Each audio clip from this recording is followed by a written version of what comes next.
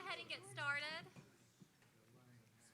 Hi, I'm Nina Spinelli. I am the vice chair for the CAB, and I just want to welcome you all to our committee meetings for today.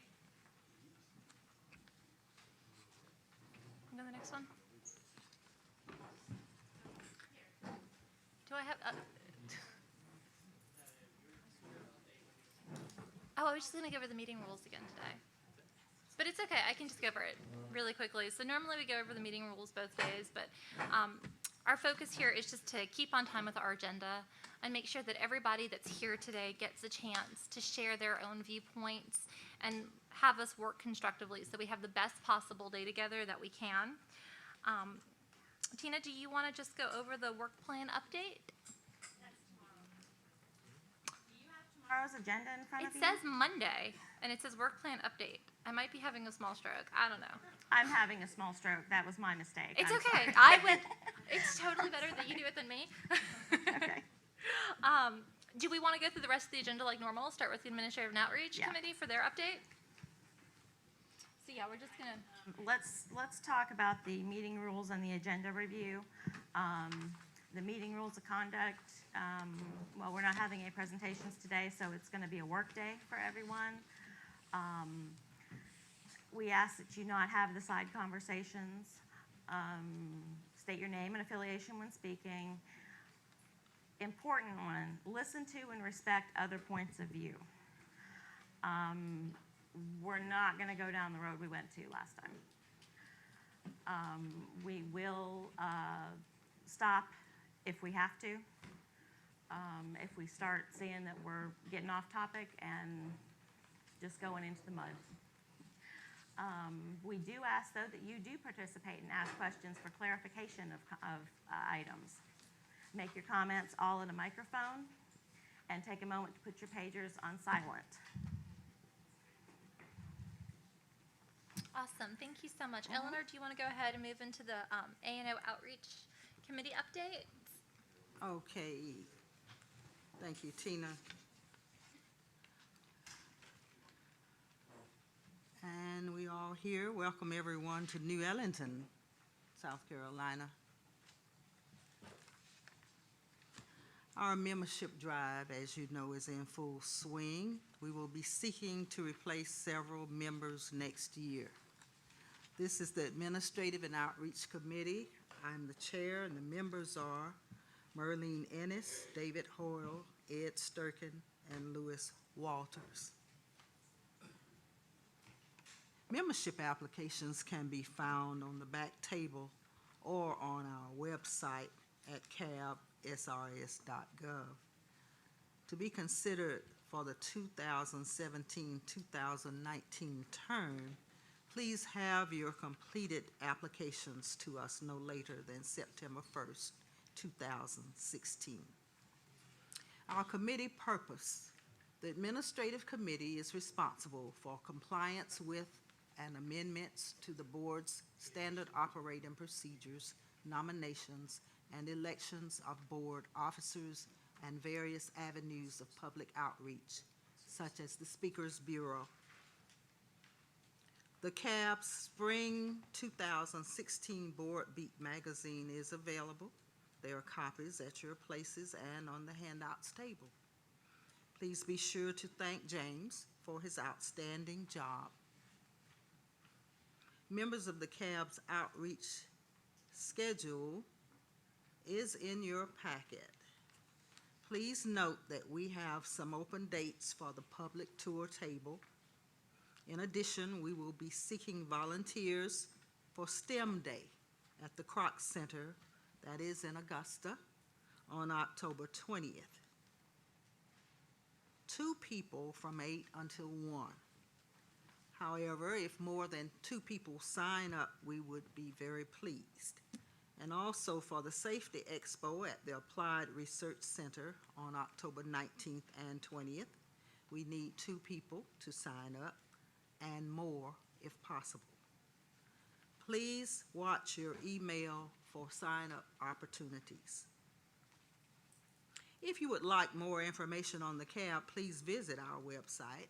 Again, it is cab.srs.gov.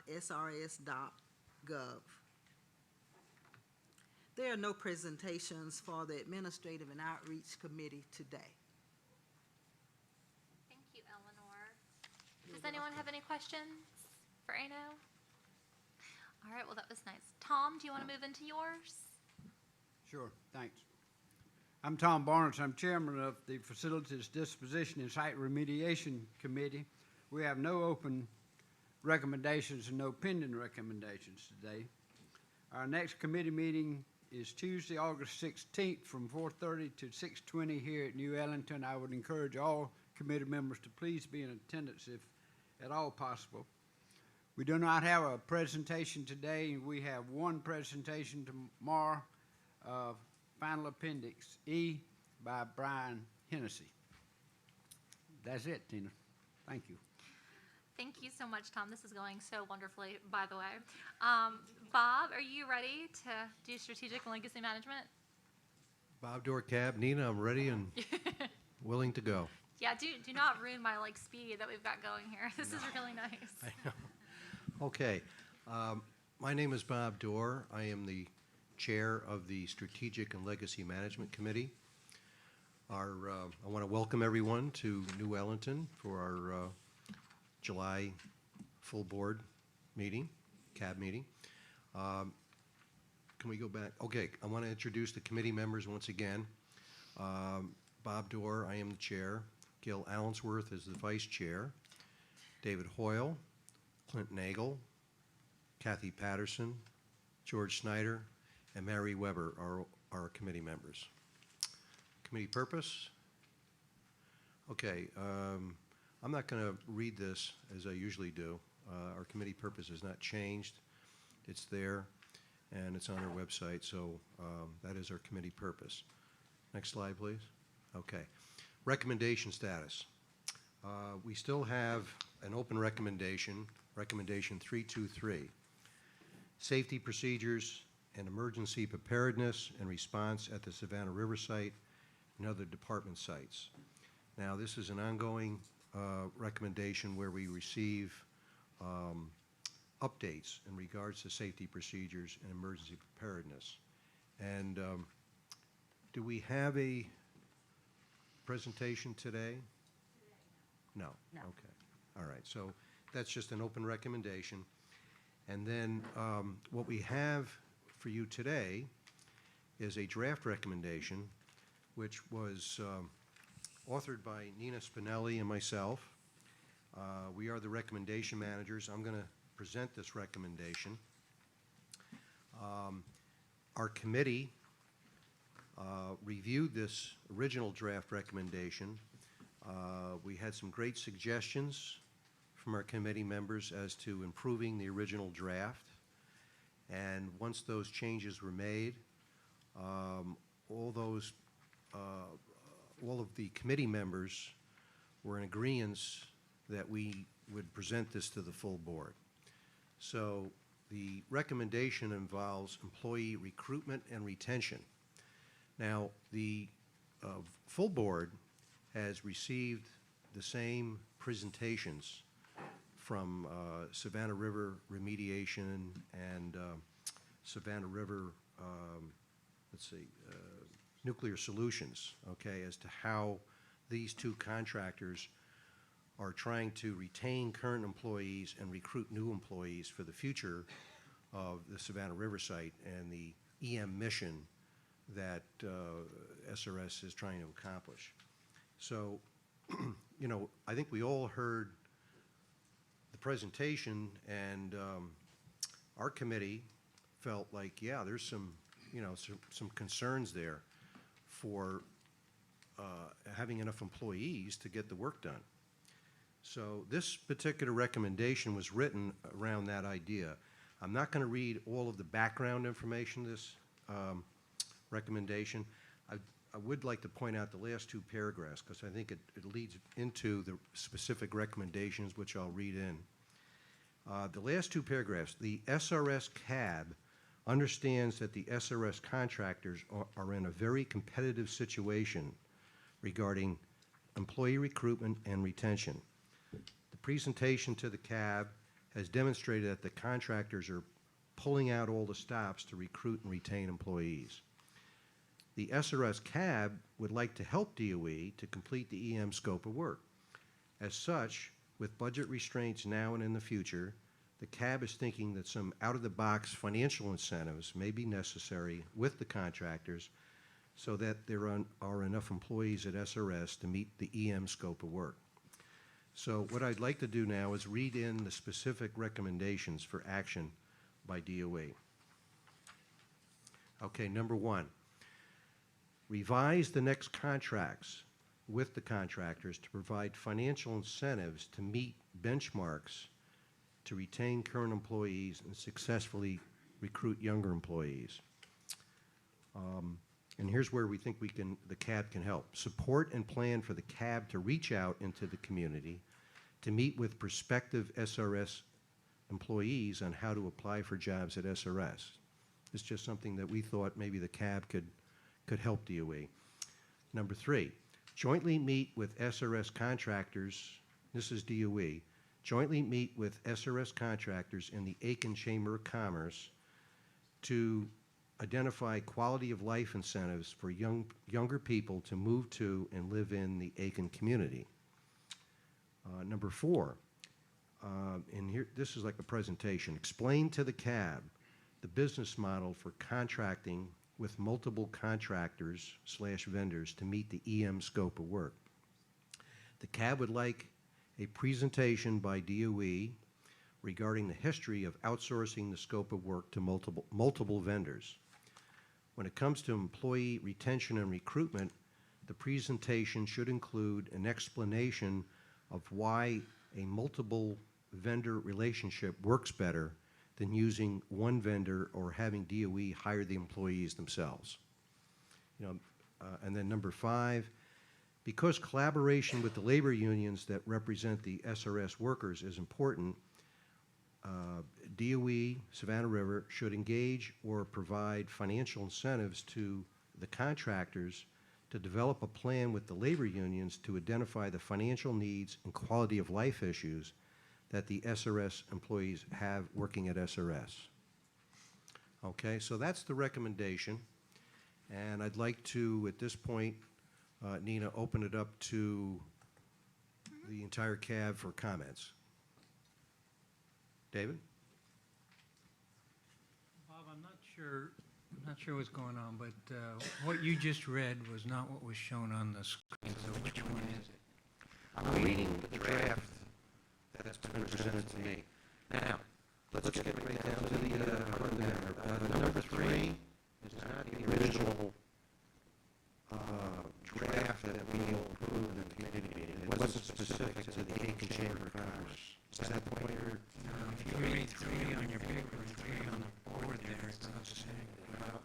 So I think this one in front of us, the draft, is the one that we had at our committee meeting, and I think the one on the screen is the one with all the correct changes that we adapted, so I guess we focus on the screen. Yeah. Okay. So what I read, Boss.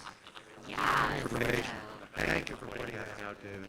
Yeah, That's all right. Let me read number three again. Let's read number three again. Does everyone understand the phrase? I'm reading from a piece of paper, not from the screen. They're all different.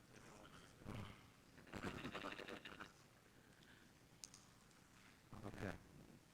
Let's start over again. Number one, while adhering with guidelines of employment discrimination laws, revise the next contracts with the contractors to provide financial incentives to meet benchmarks to retain current employees and successfully recruit qualified employees to successfully meet the scope of work. Number two, jointly meet with SRS contractors and local municipalities and leadership organizations to identify quality of life incentives for younger people to move and live in the Aiken community. Number three, explain to the CAB the business model of contracting with multiple contractors and vendors to meet the EM scope of work. CAB would like a presentation by the DOE, Savannah River, regarding the history of outsourcing the scope of work to multiple vendors. When it comes to employee retention and recruitment, why a multiple vendor relationship works better than using one vendor or having EDOE hire the employees themselves. Number 4, encourage the contractors to engage with the labor unions to identify the financial needs and quality of life issues that the SRS employees have working at SRS. Number 5, while adhering within the guidelines of employment discrimination laws, extend employment recruiting efforts to women's colleges in addition to minority-serving institutions. Okay, so that is the series of recommendations that our committee approved. David, thanks for pointing that out. I obviously got the wrong piece of paper. So with that, are there any comments? Any ideas, changes? Okay. Go ahead and speak. So we can finish. Lewis, you want to go ahead? Lewis first, and then I'll come to you.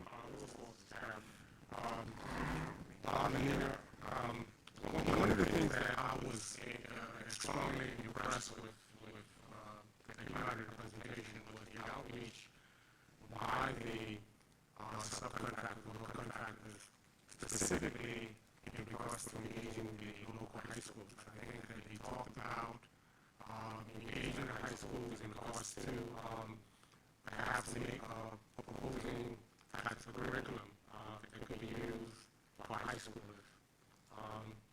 I'm not really aware whether or not that was something that was talked about, but if it wasn't, I think we need to perhaps look at maybe adding that small piece, which is perhaps support of the contractors' engagement of the local high schools in regards to classes or curriculum or guiding young people, younger than college students, in regards to careers in the energy sector. That's basically, the rest of this is fine.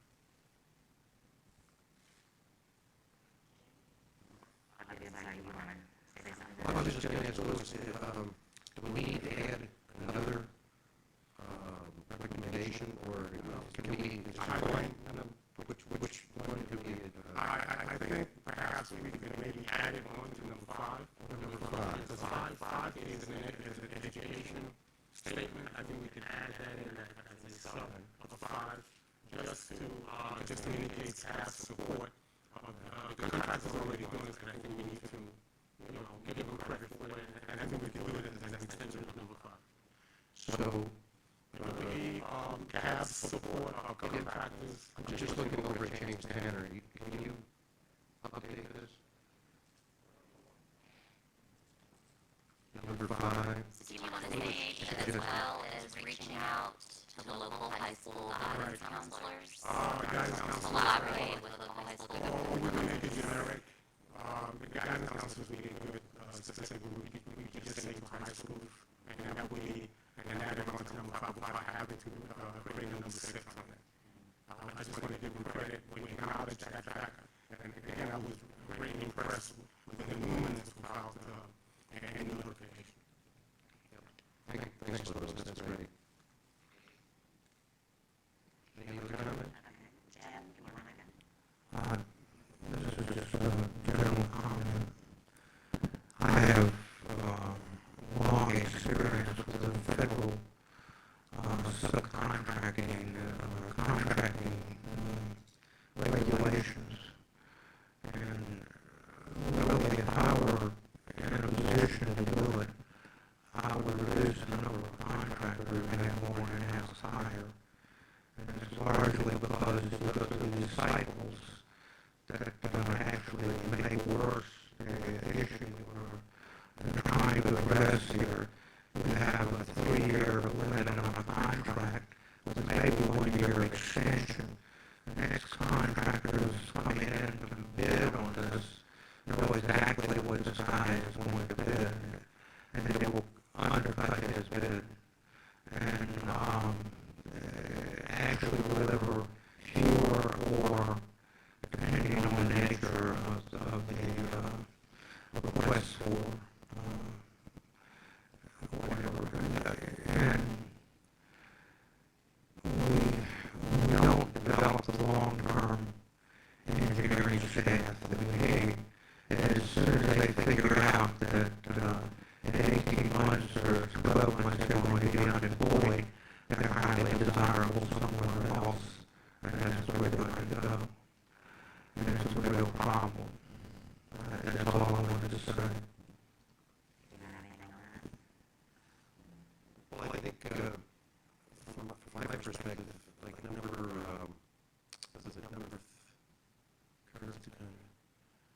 we're asking for a presentation by UAE regarding this whole issue of, what's the history of having multiple vendors versus one vendor versus DOE hiring employees themselves. I think that if DOE is acceptable to that and can provide us with that presentation, then that should certainly add to our knowledge base and then provoke more questions like Jim has. Is that fair to say, Jim? Really, I don't have an answer. What I do know is that what's happening now probably isn't optimal. That's all. Right. But again, I think we have that presentation, and then we'll all know more about why DOE does things the way they do. It has to do with Jimmy Carter and Ron Reagan. That's probably what we're going to hear, because you already know too much. I guess maybe I'm not understanding. I thought that we were already providing financial incentives to meet benchmarks. Is that not true? Has that not been the case? I thought I remember hearing that in other presentations. No, what I heard, I think what our committee heard was that they're contracted to do a scope of work, but the contractors, presented us with the issues and the challenges that they have to recruit employees. So they're doing that because they're the HR. They're the ones who hire the people, train the people, get them to do the scope of work that they're hired to do by DOE. So the idea here is that DOE can actually provide a financial incentive to be successful, that would be a contracting item. So I don't agree with that. I'm just saying that I heard something different. Okay.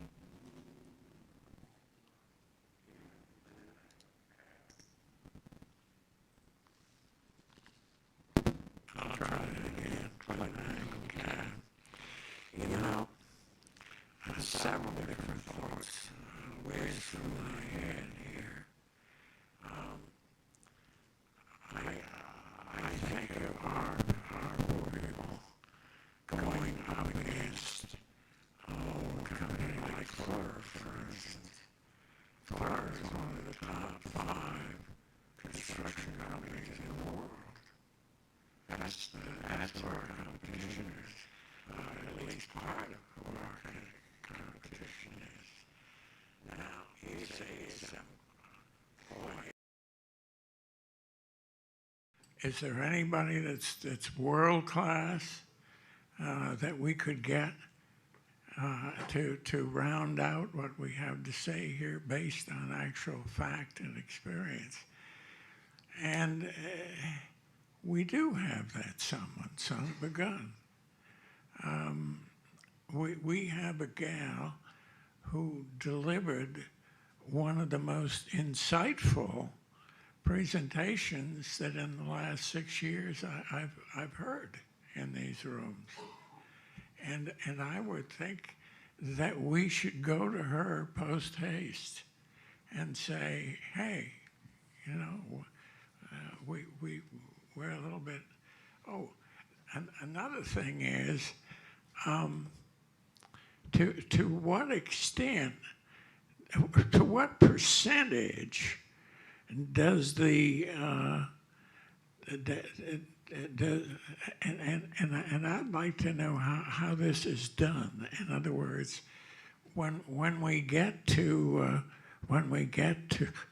the, I've forgotten what the percentage is, but say 10% have to be local hires or something like that.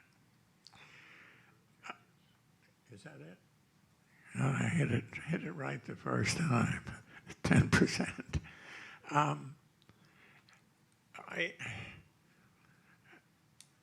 We do have somebody who knows this inside and out, I don't have her name or how to get in touch with her, but if I were involved in this thing, I would make great haste to find that gal again, because she knew her business. She presented it in a terrific way. She's been at it for a number of years. I think she is amongst our flock, is one of us. Was she the one that gave the presentation in the beginning a few months back? Yeah. Okay, all right. Well, I think that's where this came from. I think that's where they got the idea for this recommendation. So, if we have any other questions, we can run this by her even. That's a good thought. Or- Yeah. Okay, Bob? Gil, you want? Gil Allensworth, Cap. Susan, you brought up a good point. I believe what we get confused, Bob and Nina, as I understand, they're talking about specific employee bonusing. I mean, I don't want to say bonus, but employee rewards. So the employee is rewarded to stay. And what I think what Susan was saying was that they already are getting rewarded, but that's on a corporate level. Am I wrong? No, the contracts don't speak to bonus incentives for meeting benchmarks for successfully recruiting employees. It's up to the contractors to recruit the employees. So DOE contracts for scope of work. Is somebody going to contradict that now, or is what? Tell me. No. I just wanted. No, it was clear to our committee that the contracts are to complete a scope of work, period. But then you can't complete the scope of work unless you have the employees. So the idea here was that would DOE consider setting up a future contractual relationship where they actually financially incentivize the contractor to successfully recruit employees, if that's what the real issue is. And the ones that Yeah. they have, or is that what I you're? mean, we all getting? heard the Okay. presentation, Okay. and, Susan, I respect what you said, but at the same time, if you're saying we should remove number one, is that? Susan Corbett, I think I'm just not clear. Is it who gets the financial benefit? Does it go to the company, the vendor, or does it go to the individuals that Well- sign on? I'm just not clear how that works. Well, the DOE doesn't do the work themselves, right? They hire contractors. So the contractors are hired to do the scope of work, but that the contractors are presented to the CAB that they have an issue with recruiting new employees and retaining current employees. So the number one talks about, well, why don't you revise your contract to financially incentivize the contractors to successfully recruit the employees that you'll need to do the scope of work. So that means basically maybe offering people more money is what you're saying. No, I'm not talking about individual people. I'm talking about the contractor themselves would get financially rewarded. They get rewards now in their contracts besides just, the original negotiated piece to do the work. They have rewards. So this is another reward for meeting employee retention and recruitment. I don't know what else to say. Dawn Gillis Cab. To add to that a little bit, part of the idea that they get incentivized for completing a scope of work, they can't complete that scope of work without having the people to do it. So part of the incentive they get for completing the scope of work would be to be able to have the people there to complete it. I understand what you're trying to say, to give them another level of incentive to do that, but the fact that they have an incentive to complete that scope of work means that that's why they're doing what they're doing now, as far as getting people in and keeping them to be able to get that scope of work done and not have work slip because people are retiring so fast. Bob, are you comfortable with just taking out recommendation number 1? No, I'm not. They can come back and say that. I mean, that's okay. I really have no problem with that number one being in there, but that's probably, what the, and I've never actually thought about that, but, so that was just my 2 cents worth on that. My other 2 cents that I want to spend here is on the idea of the multiple contractors versus single contractors versus DOE hiring people to do the work. Multiple versus single, that's changed over the decades here and there, depending on politics, depending on budgets, depending on a lot of things. I think it's still a good question. I think it's a good recommendation to get a presentation on it. But as far as having federal employees do all this work, you think it's hard for the contractor to hire these people. Imagine the DOE trying to hire these people. We're talking about 10,000 people out there to do that. Now, that being said, TVA does have federal employees. They do the work. But when TVA lost their work, all those federal employees had to find another job. So when the budgets go up and down, they're so volatile depending on Congress, depending on everything else. As the budgets go up and down, work goes up and down, it's much easier for the feds to furlough contractors than it is to furlough feds. So there's a lot more flexibility there. But I'm not saying don't take this recommendation out. It would be better for DOE to come in and tell me I'm wrong or whatever. But those are my 4 cents worth. Thanks, Jim Tom. Lyon again. In the federal acquisition regulations, which cover maybe 3,000 bound volumes and fill a library somewhere, a contract such as you would have here would actually specify the skill sets required and the number of people for each skill set, the number of years experience, and then a job description in excruciating detail, limiting the number of people actually available within the United States for that job. It is entirely possible to incentivize the contractors, but the federal government cannot directly incentivize the people that the contractor hires. They can build into the contract levels of compensation and travel allowances and home allowances and that sort of thing.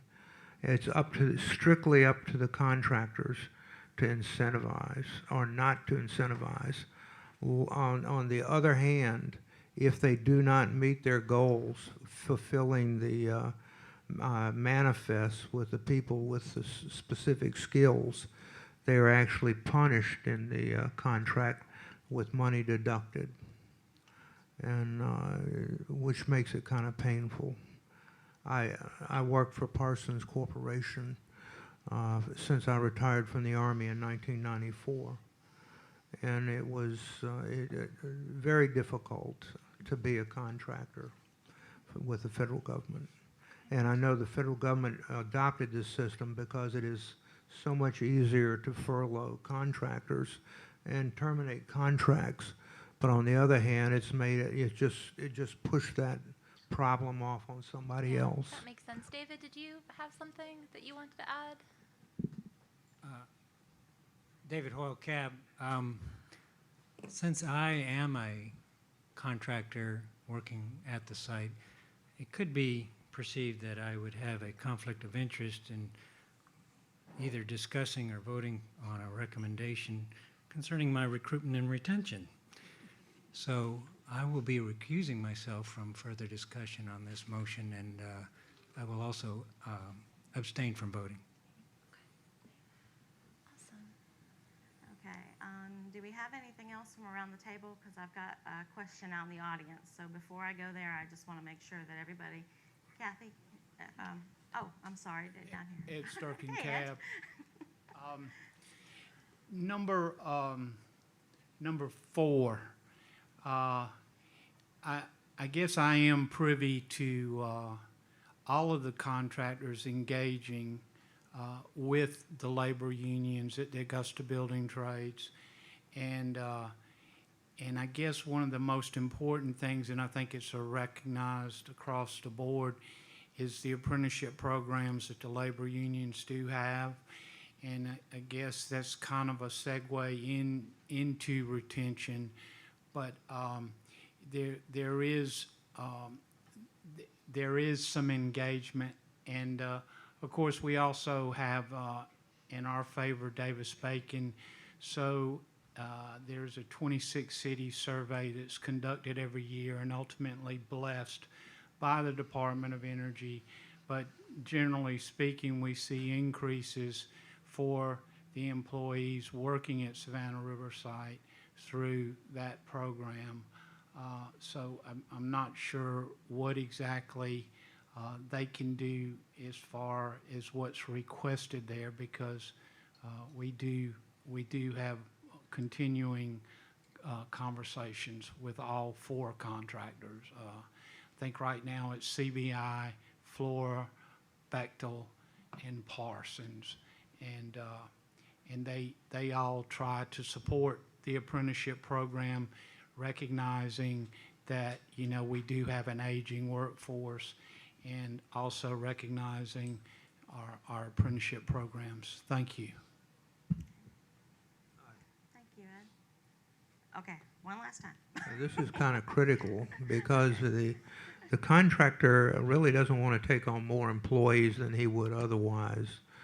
Very often, incentives are built into the contract to specify a number of apprentices or interns or whatever taken in at that bottom level and trained, and that takes that gives the contractor considerable relief. How do we feel around the table about this going up for a vote tomorrow? Are there any, we can leave the things that y'all have discussed, we can leave those things in, and if DOE comes back and says we already do this, or whatever, then they answer for them. I don't know that there's any reason to take them out, but that's up to y'all. Do we feel like this should go? Clint? Clinton Angle, Cab. It seems to me that there isn't too much more that can be done that's being done already. As we've gone through this stuff, I've been pleasantly surprised that we're doing pretty well here. But there is one area that I believe could stand a little support, and it's a little more bite-sized to our size, and that is to this 10% of the workforce. Why don't we look at how well they're doing and how well the little guy and the little corporation is doing, and see if there's something that we can do to help his life out, and how to get the various skills that are necessary, where education can be assumed. I suspect, Jim, what's your feeling? Do you feel that the 10% program could stand a little help? Jim? Okay. So I'm on the right track again. Okay. All right. Bob, you ready for this to go tomorrow for a vote? Yes, I am, Tina. Okay. All right. I think that's what we'll do. All right. Thank you. Do you have anything else? Do you have anything else? No, we do not have any presentations today or tomorrow. Okay. All right. Thank you. Excuse me. I do want to make a note that I think our objective is to get a well-qualified, responsive workforce at this site. That's the objective. And between having nothing and having that, there's steps to be taken, and we're trying our best to work through that. Okay. Thank you. All right. We're going to move into Earl, Waste Management. Good afternoon, everyone. Welcome you to the Waste Management Committee part of this full board meeting. I am Earl Shepard, the chair. Committee members, Virginia Jones, Louis Davis, Susan Corbett, Merlene Ennis, Don Gillis, David Hoyer, Dan Kaminsky, and John McMichael. Our committee purpose is up on the screen. You can read it if you'd like. It's very important that we channel our positive energy to the efficiency of what this board is about and not dominate discussions and try to belittle one another. So please be kind at all times and refrain from ill matters. Again, we welcome you to the New Ellington Center here. We have no pending recommendations and one draft recommendation. Waste management milestones. This one is not in your packet. You'll need Yeah, to look from the, right. yeah, okay. Yeah, we're on the screen. Just letting you know that. Nina, if you'd like for me to go over this, I will, and then hand it over to you. Sounds awesome. Okay. And afterwards, we will have a brief discussion. The background is, this draft is waste management milestones, recommendation manager Nina Spinelli. Background, in 2015, it was reported that the Department of Energy missed milestones in the ongoing cleanup process. For instance, in liquid waste vitrification, the department planned to complete 156 canisters, however, only 93 were completed. A partial explanation provided was the canister product was impacted when an anti-foam chemical was added to the defense waste processing facility to keep the vessels from frothing. The chemical morphs into a flammable byproduct that can be processed and disposed of in the melter. However, it was discovered in other pieces of the process and operations were slowed. The goal for the saltstone process was to treat 1.2 million gallons of materials in 2015, and the completed total amount of 828,000 gallons. The Department of Energy reported trace amounts of mercury in the liquid waste, and that could have led to a slowing down of production. Achieving cleanup goals will involve handling challenges and obstacles according to the Department of Energy.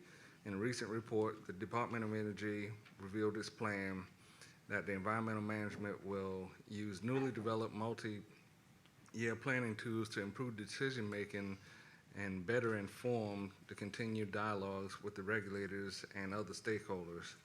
This includes improved prioritizations to complete projects with the focus on oversight required for the success. The Department of Energy included in their year in review that is oversight will lead in continued process of tank waste and treatment.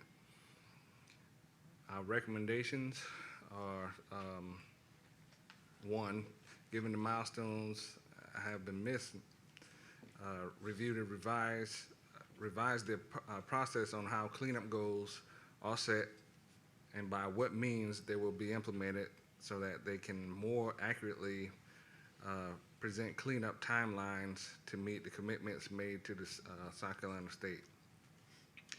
Number two, continue to work with their process and solicit the funds necessary to ensure that the cleanup process is fully funded and working at maximum and safe capacities. Number three, evaluate the possibilities of using different materials other than mercury for the cleanup process.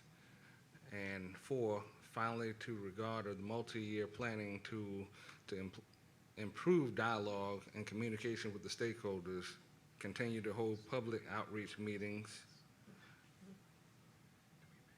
at least twice yearly to share activities and events happening in the cleanup process with the community.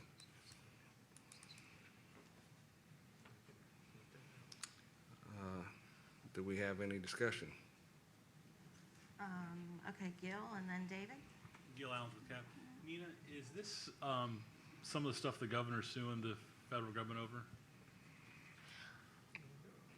I think part of it might be. I think a good part of it. Okay. Thank you. Mm-hmm. If we could go up to, David Hoyle, CAB, could we go up to the top of this thing? I'm a little concerned we mix terminology in this recommendation where we talk about milestones, and in other places we talk about goals. Indeed, the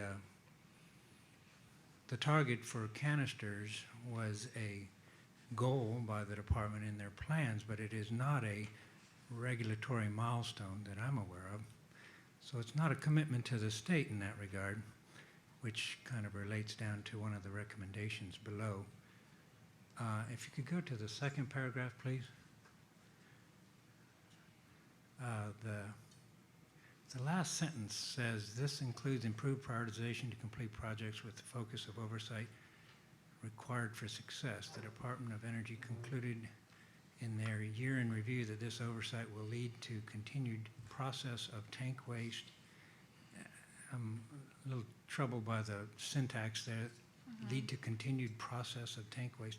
Doesn't sound right to me. Should be processing. Processing, oh, that's better. And then down in the recommendations, as I mentioned, the first recommendation talks about, given that milestones have missed, to be sure, regulatory milestones have been missed, but canister production wasn't one of them, and I just wanted to point that out. Thank you. I think I had a comment for number 1 to take out, given that milestones have been missed, and start review with the capital R.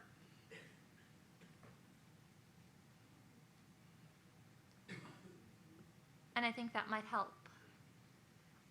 Well, either that or you could change the word milestones to goals. But I do think you're right, because I do want to make sure that we don't feel like, and maybe number 1 is too broad, because all of the milestones, all the goals were not missed. So maybe by taking that front out and just start with that R. That's fine with me, if it's fine with you. I would suggest you change the word milestones up at the first paragraph. That was a goal, not a milestone. We generally use the word milestone to confer regulatory commitment. And see, in my non-you mind, milestone and goal are like interchangeable words. Like you have a milestone, you have a goal. So I'm glad that you're able to point that difference out. Well, to different people, it means different things. That's So, true. It depends on who's speaking. Comment to make, and then we'll go to Dawn. Shelley Wilson with DHEC. So I really like the thoughts in this recommendation, so let me start with that. Really great thoughts in there. I just want to hone in on if you are looking at just goals in general, or if you want to focus on the regulatory milestones. And I appreciate the distinction that David Hoyle brought up, because it's all in terminology, and from a state perspective, and nationally too, when we hear milestone, usually that's it's associated with a regulatory kind of a milestone. Although in the general sense, I'm sure it's a very fine distinction. But what do y'all want to focus on? Do y'all want to focus more on DOE internal goals, or do you want to focus more on regulatory milestones, enforceable commitment dates? Because if you want to focus on the latter, then I can kind of help target a little bit more with some other comments. Nina, do you want The way it's understood for me is the regulatory issues mean the greatest Okay, okay, that helps me. So, and again, I really like the thoughts in it. So, just for clarity, the milestone, the only milestone that DOE missed in 2015 was the startup of the salt waste processing facility. If you're talking about a regulatory milestone, so you're right, they did miss their internal goals.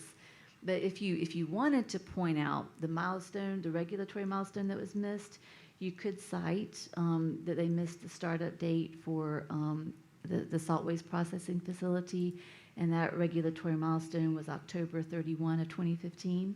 So, so if you want to include that specifically, you could.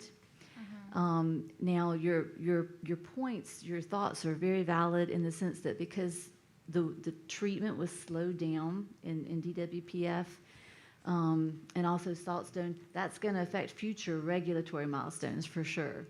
So, but I think it might be in line with what you're getting at to maybe cite that specific one regulatory milestone of missing the SWPF startup date, October 31, 2015. So, and then down in your recommendations, so the part of number one may be, you know, to also, and I don't want to put words in your mouth, but I'm trying to think of what you might be getting at. You know, in addition to setting goals or milestones, maybe part of the thought is, you know, to work with the state and stakeholders, given enough time to be able to meet regulatory milestones. So, because we don't want to. I think the part of your write-up is just an encouragement to meet them, and part of what they could do is work with stakeholders in the state in enough advance time, you know, to be able to meet those enforceable regulatory milestones. Okay. And then specifically for number two, continue to work within their process, perhaps also, or change their process to solicit the funds necessary. Again, I think those are all just fantastic thoughts, and if you'd like to talk more about maybe specific wordings, I'd be happy to talk with you some more about that. Okay, I'll tell you what, can we table this for now, make some corrections, clean it up, and then we'll reintroduce? Bring it back tomorrow? Yep. Or bring it back tomorrow? Yeah, let's try Or it you tomorrow. want to table it completely until the next? It's up to you. I mean, I think the substance of it is strong enough that if we just make a few changes, I don't think we need to make enough changes that wouldn't take more than 5-10 minutes of editing. Okay, all right. Let me go around here, and you might hear some other edits, okay, to go along. Lewis and then Jim. And if we are doing editorials, let's stick with the editorials. I don't need the long drafts from everyone. So please just make it short and sweet, direct. All right. Go ahead, Lewis. Earl. Thank you, Earl. Lewis Walters, CAB. Just an observation. I think the devil sometimes is in the details. Again, we bantered back and forth in terms of goals versus milestones. That I think needs to be defined in terms of either or is one part or the other. The other thing that concerns me too is we do have, and I think the state could address this, South Carolina State could address this. There is indeed agreements with the Department of Energy, DOE, regarding these regulations.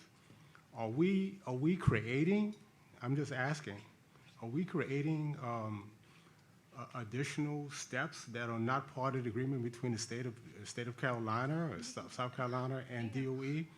Are we appropriate? Is it appropriate for us to? I'm not saying that we should not comment, because our position is to get back to our constituents in regards to what's going on between, you know, these two forces. state of South Carolina and DOE. Are we breaching? Are we creating additional steps? Or are we creating another bureaucratic position here which is not enforceable by either or? I'm just asking, okay? And I think that is a great question. I don't see these recommendations as increasing bureaucratic steps or interfering with the process that's already there. So to me, they seem very complementary and great thoughts that work within the way processes are already set up. That's So what do I tell my people back in Georgia regarding this specific comment in regards to observations that were monitored or containment or goals that weren't set, milestones, et cetera? This is why I was asking specifically which term do I use when going back to my folks in Augusta and explaining this? Which is it? Goals, milestones? Do I go back and say that DOE and South Carolina State are in agreement, that they're buddy-buddy? What's going on? I'm asking you to explain to me what I need to transfer to my people. So I think, that's all we're here. I think what I need to do is just go back in the background, because I pulled this from a lot of different resources when I was prepping it. Right. And so I think some of the examples are examples of milestones, and some of the examples that I used are examples of goals. So I think what Earl and I are going to do is go back through the background and make sure that we're clearly outlining which one is the goal and which one is the milestone. And I would also love to hear from. Are we good? David, just going back for a quick second, could you explain again milestone versus goals? I mean, I'm not clear on this, and if I'm not clear, the people that I will be talking to in Augusta are not going to be clear about that either. Could you just explain that? I'll take a stab at it. Okay, Anyone else thank can help me. But generally speaking, when DOE and the regulators are discussing enforceable commitments, they usually use the term milestones. When DOE is preparing its internal plans for coming years or multiple years, they usually use the term goal to differentiate it from a regulatory commitment. And it's as simple as that. Milestones are regulatory commitments. Goals are internal planning thresholds. Thank you. I think, Jack, did you want to add something? It's Jack Craig, DOE. Yeah, I was just going to agree with David. I think a regulatory milestone is at a higher level. In order to meet that milestone, there are internal things we have to do at a lower level to meet those, and those are really agreements between us and our contractor. And those are what we would call goals, or things we put in their annual plan to do for that year, but they're to achieve that regulatory milestone. Great. Mary? Mary Weber Cab. I just wanted to point out to Nina that I left you that marked up copy of the draft recommendation. I didn't get to talk to you before the meeting. So I don't think that you'll find them seriously substantive, but when you and Earl are going over the changes She added all my periods. later on, you might want to look at some of the suggestions that I made. That's all. This is just a comment, or seeking more understanding here. I think we have an approved process or objective in terms of cleanup, vitrification of certain materials. They began the process and they discovered that there was a phenomenon called frothing. So they had to stop the process, solve that problem, which is what they should have done and did do. But that engendered additional steps behind that or ahead of that. I'm not quite sure. But it does seem to me they did what they're supposed to do. And they fell short by, well, a significant amount, but they are moving ahead.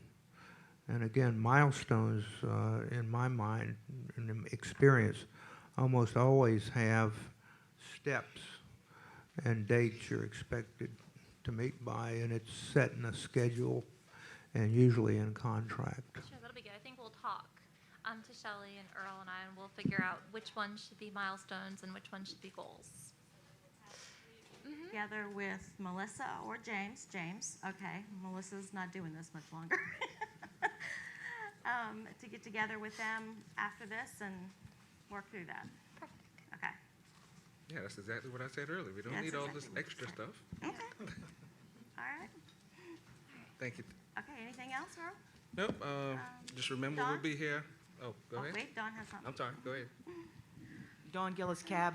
DOE, correct me if I'm wrong, I don't think that mercury is added to the DWPF process. The mercury comes from what's already in the tanks. So put that recommendation up again.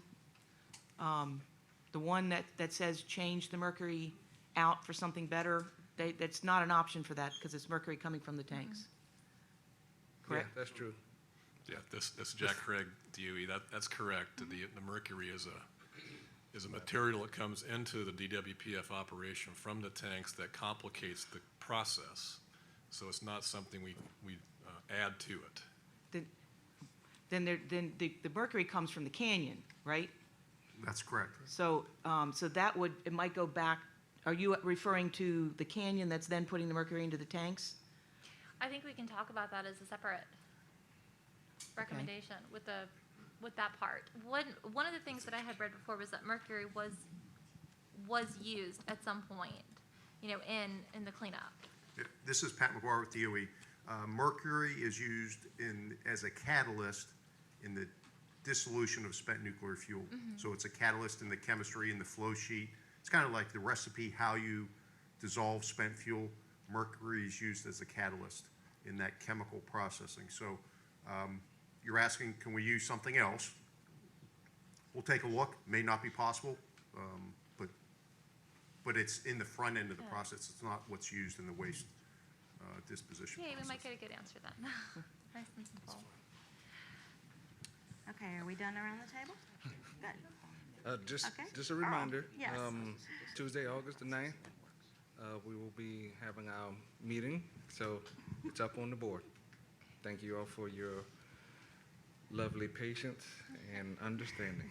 Thank you. And then before we take the break, we just wanted to say that Tina is going to be leaving us in a couple of weeks. And Which is what happened to Bob's thing. My head was already somewhere else when I printed that. she's I'm gone. sorry. But we wanted to thank you for everything you have done the last year and a half. And I know Harold has a very nice letter for you, but we just wanted to give you this, and we have.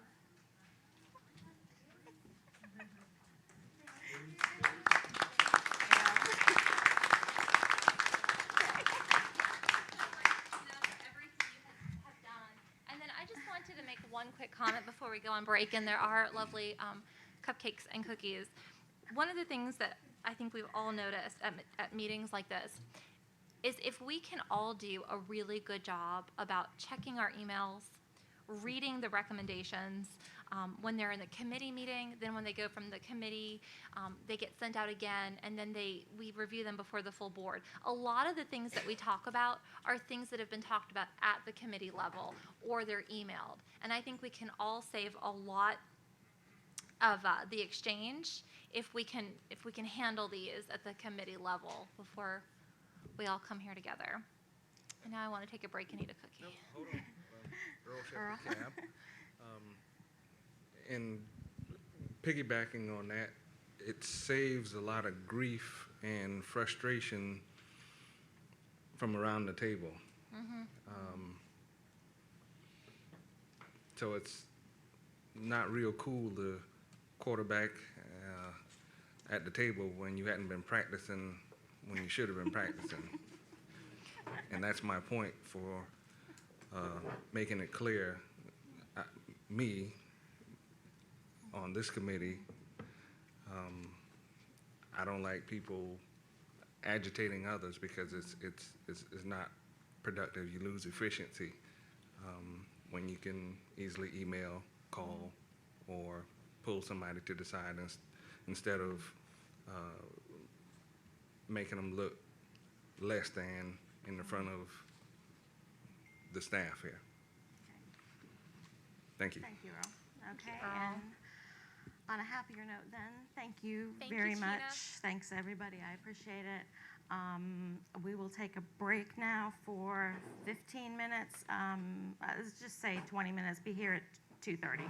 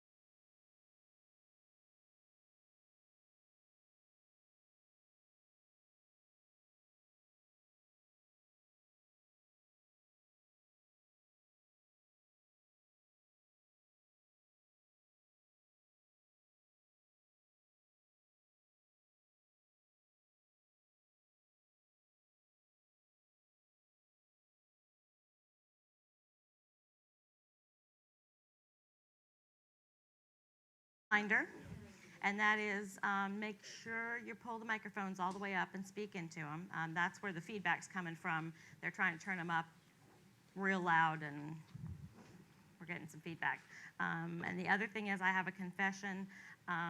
The handouts are not correct for any of the things. I pulled from the wrong file when I printed the handouts. So we're going to go with everything on the screen for the next section, okay? And I'm sorry, as Bob pointed out, it will never happen again because I won't be here. They'll be printed out for tomorrow because that's when the actual action. Yes, I will go back tonight and print them out for tomorrow.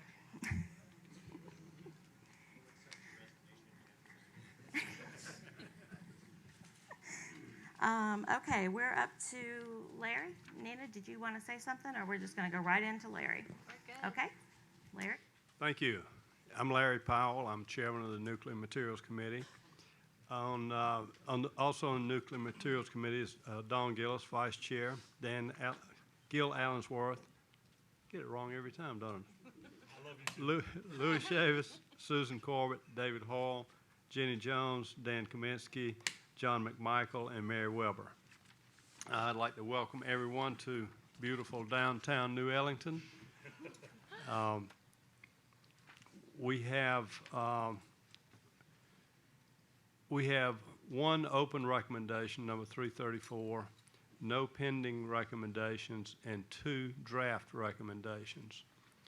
We'll get to our recommendations first. We also have 2 position statements that we're going to discuss today. But first, we will have Don to talk with us about improving H Canyon throughput. Don. Don Gillis, Cab. At the committee meeting, we talked about the original recommendation just had the background and the recommendations, but having worked at the site for so long, H Canyon is very obvious to me. Obviously, it's not obvious to everybody else. So that's where the discussion was put in to try to explain some of the complexities of the canyon, to have a better understanding of why I've done this recommendation. So I went from less than 1 page to almost 2 pages, sorry, but sometimes you just got to do it.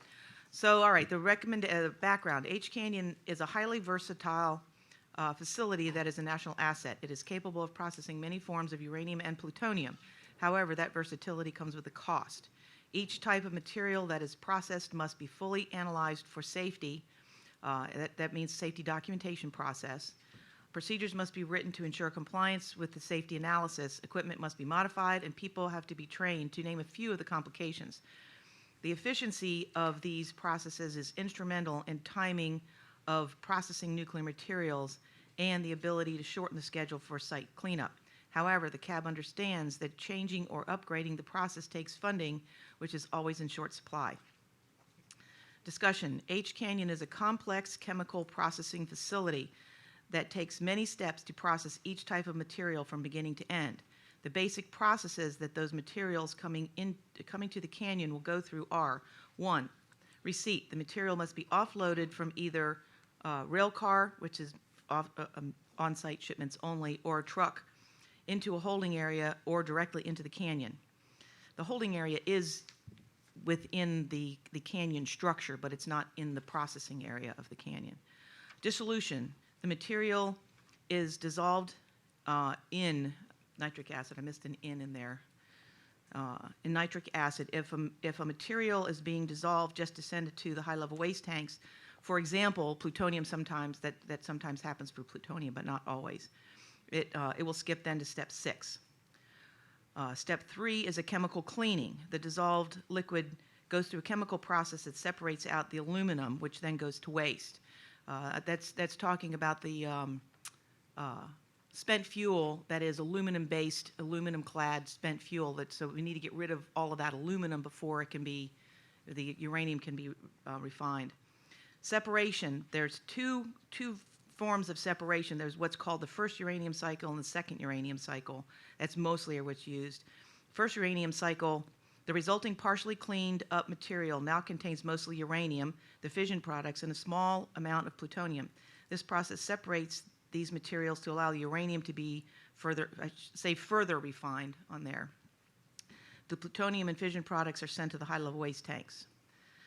5, refined separations, the second uranium cycle. The resulting uranium solution from step 4 will still have too many impurities to be used in fuel for a nuclear reactor, so it is further cleaned up in this step. Number 6, waste processing. There are several tanks used to store the waste streams, mainly depending on the plutonium content of the waste. When a batch is ready, the high-level waste system is ready to receive, the waste is transferred to the high-level waste tanks. 7, blend down and product shipping. The refined uranium solution is then blended down with natural uranium solution that is shipped to SRS from the Tennessee Valley Authority. The final solution meets the TVA specifications for chemical purity and uranium enrichment for their reactor fuel fabrication and is shipped off of SRS to TVA. Each one of these steps is comprised of several very highly technical and complicated steps and uses several dedicated pieces of equipment depending on what type of material is being processed. There are several different shapes and sizes of spent nuclear fuel that will need to be processed to be able to clean out L basin to allow it to eventually be emptied and deactivated. Each time a new shape, size, or content of material is processed in the canyon, several things must happen, including, in some cases, changing equipment. For example, there are currently 2 operating dissolvers in the canyon. One is used for spent nuclear fuel and the other for plutonium. Take out the parenthetical statement because the plutonium isn't always just going to high-level waste tanks. Quite often, it's dissolving the plutonium metal and sending it up to HB line to be made into an oxide for either MOX or to send off to WIP. So just take out that whole parenthetical statement.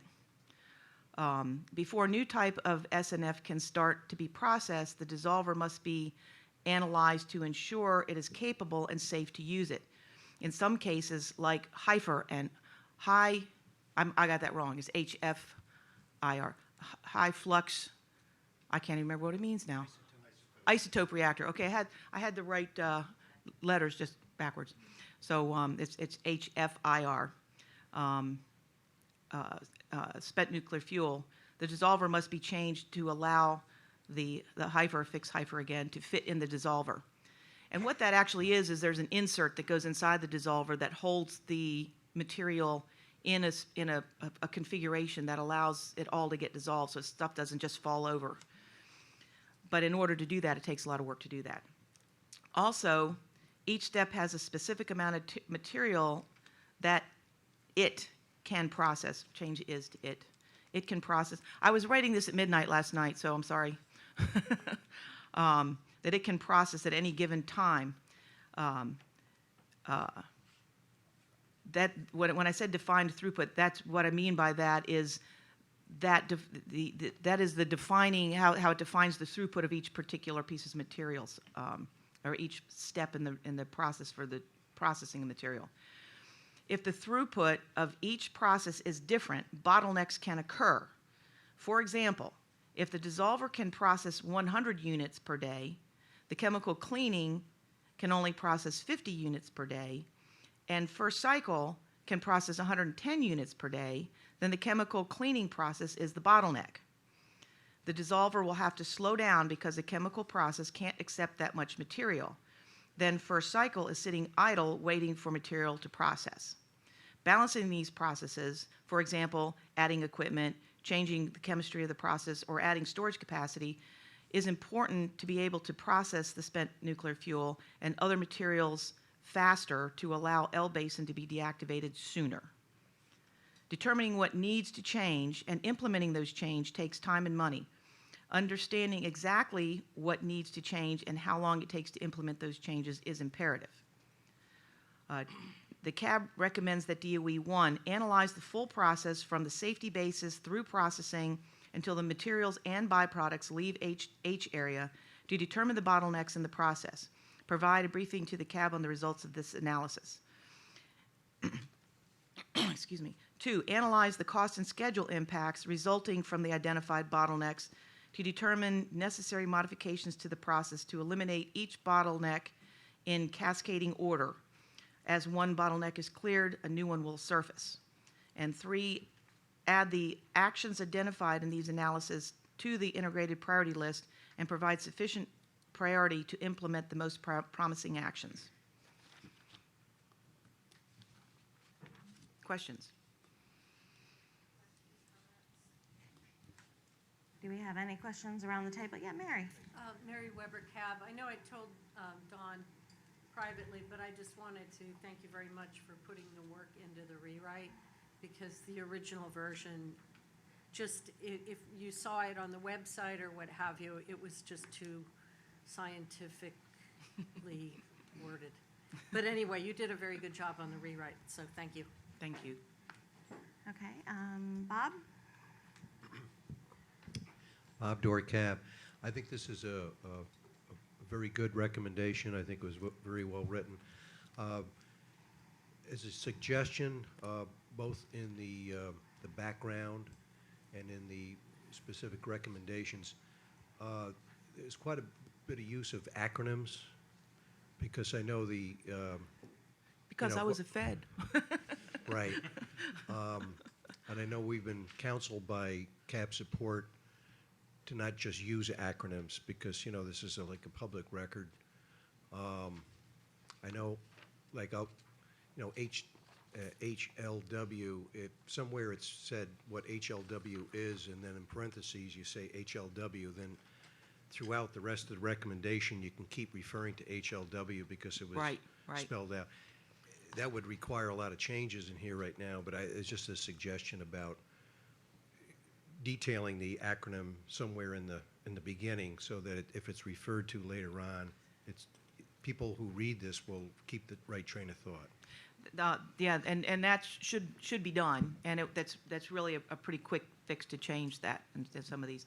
And frankly speaking, I couldn't remember Heifer, so now I remember, since I've been reminded. Okay, Susan. Susan Corbett Cab. So let me see here. I have to admit, I would be astounded if I to think that DOE doesn't already know where the choke points are. I mean, they have to know this. I mean, this is what we pay you guys the big bucks to do, right? Is to know where the system gets clogged up and stuff. So I would be surprised if they have not already identified all of those and are working on them. My problem with H Canyon is, of course, you've heard this before, is that it continues to generate a lot of waste. It's going to end up staying here for who knows how long. And what I would like to know is how much of what H Canyon is doing is actually cleaning up what's considered old legacy waste, and what percentage of it is stuff that's being brought in from other places. What percentage of it is and then how much waste is actually going to end up staying here for who knows when. Well, that's not the point of this recommendation. This recommendation is, for what processing is being done, be as efficient as possible, make sure the funding is there to be as efficient as possible to be able to get out of the basin. This recommendation has nothing to do with what's coming in, what's not coming in. Okay, thank you. Presentation. Yeah, that's possible, yes. Okay, all right. Jim, go ahead. Jim Lyon, I almost hate to keep coming on. Are you referring to a problem you've experienced or observed? Yeah. I mean, it's being worked. It is being worked, and the DOE does know mostly what the bottlenecks are, but the big key is that things could go faster if there was more money, for example, to put another dissolver in. Right now there's 2 dissolvers, there's space to put a 3rd dissolver in. It takes money to do that. They could do that, they could start doing Heifer sooner. These are the types of things that could be done. So it's I know there's a process that's being done by a outside vendor that looks at exactly this kind of thing.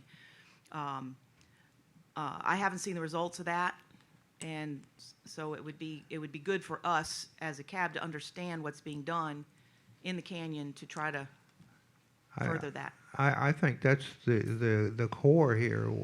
How did we get into this, and what is being done?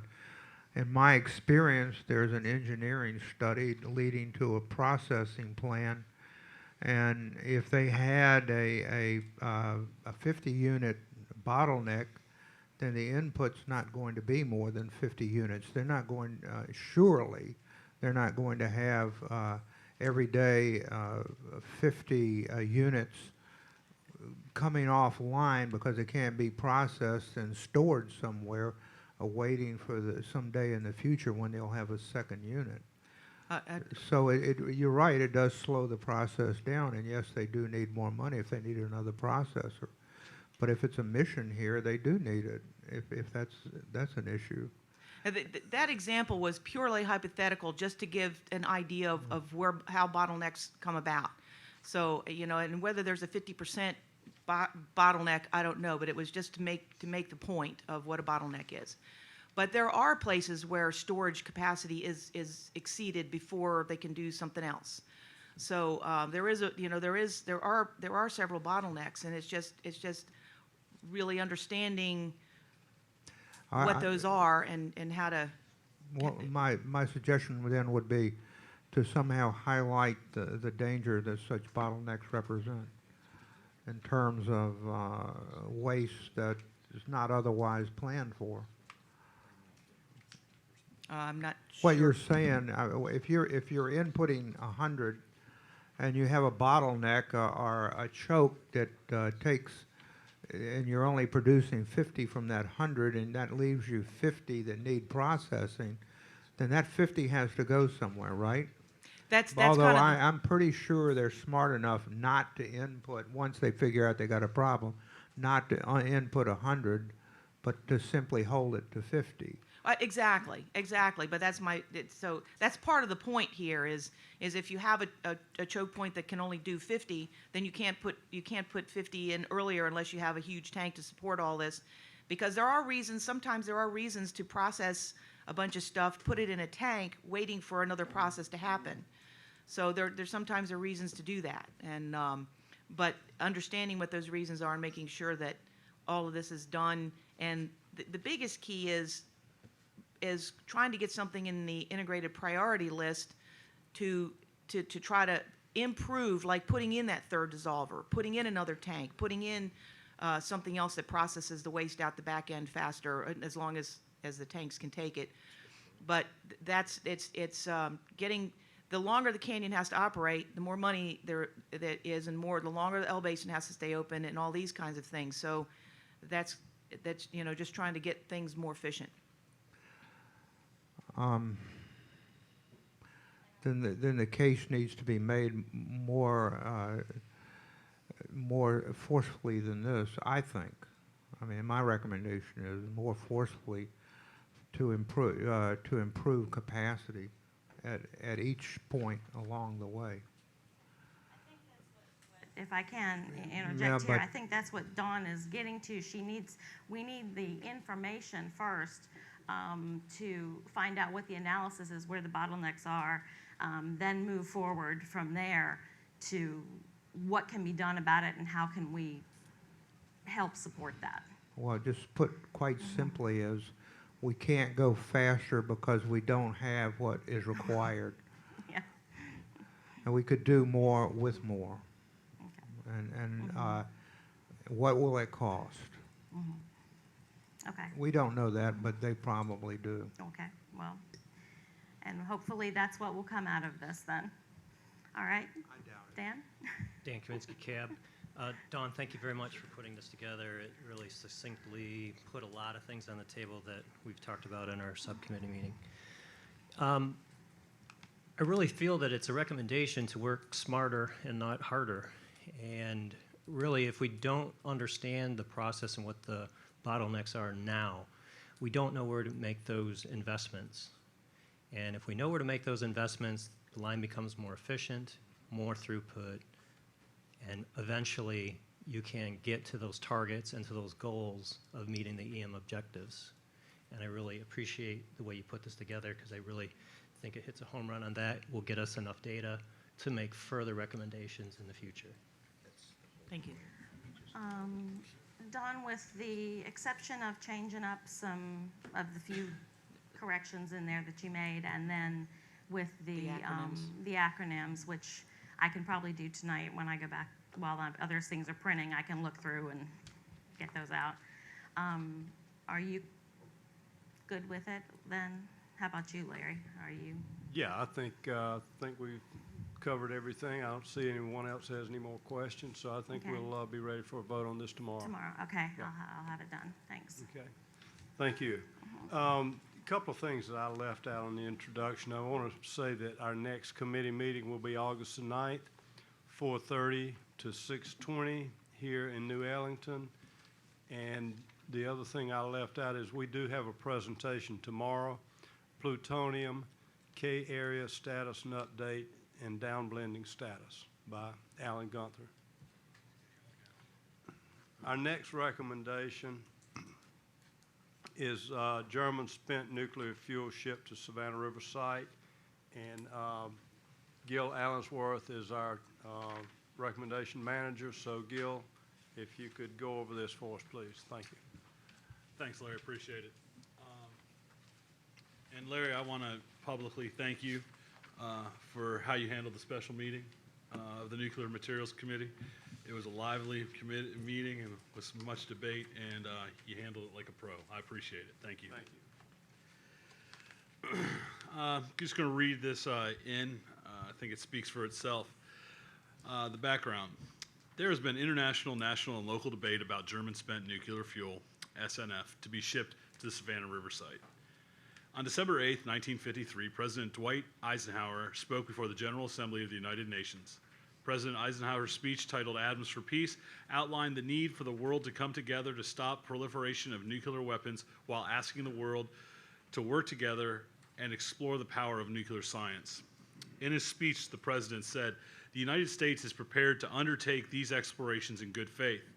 Any partner of the United States acting in the same good faith will find the United States is not unreasonable or ungenerous associate.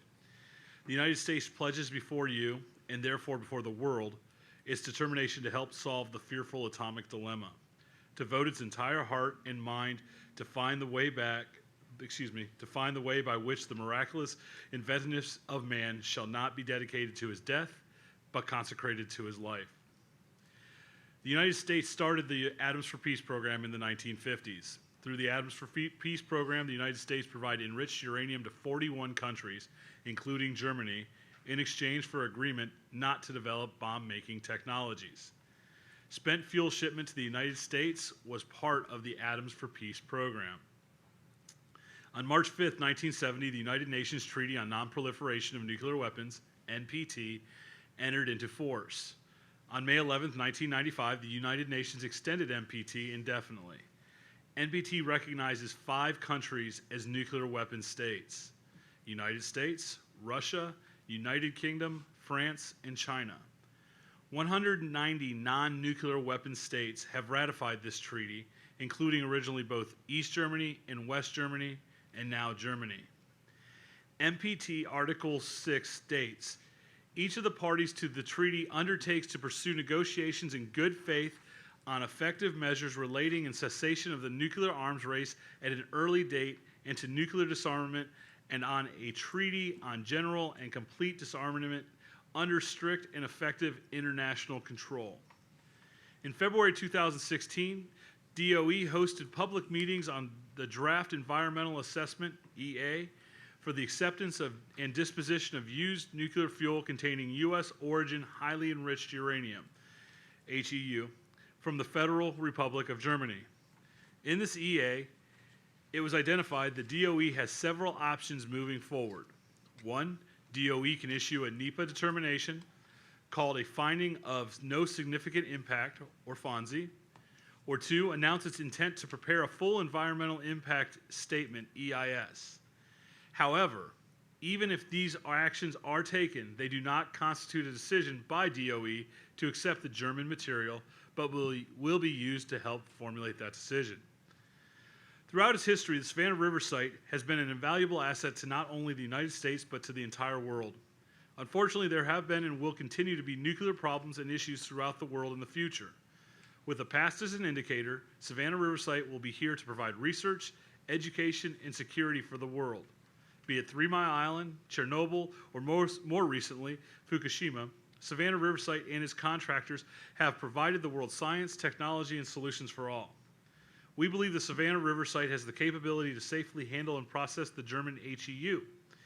We also believe this project has the potential of rendering the U.S. origin HEU in a form no longer usable for an improvised nuclear device, a radiological dispersal device, or other radiological exposure devices as originally envisioned by the Atoms for Peace program. The Savannah River Site Citizen Advisory Board recommends the DOE, 1, consider accepting the German spent nuclear fuel, following through on commitments made by President Eisenhower to the UN through the Atoms for Peace program, as well as keeping in good faith under NPT, but only under a full cost recovery scenario through the German government. However, DOE must ensure that a viable and proven technology for processing this material is available. Number 2, include in this full cost recovery scenario provisions, i.e. financial resources, for community outreach activities. This project will greatly benefit from its location in South Carolina and from the workforce and other resources provided by the region. In recognition of these benefits, the German government should take meaningful actions to implement its community commitment and provide funding for such activities. And number 3, communicate clearly, concisely, and often to the public via traditional news media, press releases, social media, and any other way possible the DOE SRS and any other way possible that DOE SRS is fulfilling its environmental management mission by accepting the German spent nuclear fuel and demonstrate fulfillment by the German government of a full cost recovery business case, including provisions for community outreach. Thank you. Okay. Before we open this up for questions and comments from around the table, I want to remind you that we are discussing the wording on this, and if it's ready to go, we're not looking for your feelings, your personal opinions, anything that comes tomorrow when you vote. So, having said that, anybody have any comments, questions, concerns, anything against this that they want to see changed or anything? Okay, Bob? I really have like a question. I think this is a very well-written recommendation, again. My question is, the German spent nuclear fuel that is going to come back to Savannah Riverside, is that, the handling of this, is that through NSA or is that through the Department of Energy?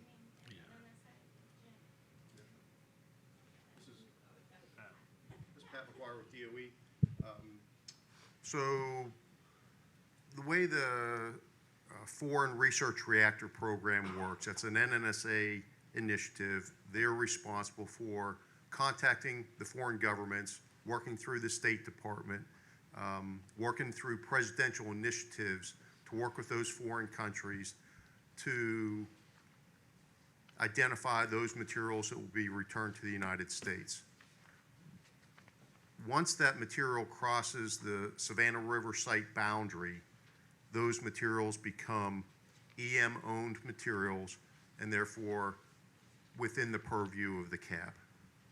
If that was your... That's... Okay. Thank you. Okay. Do we have anything else from around the table before we go to public?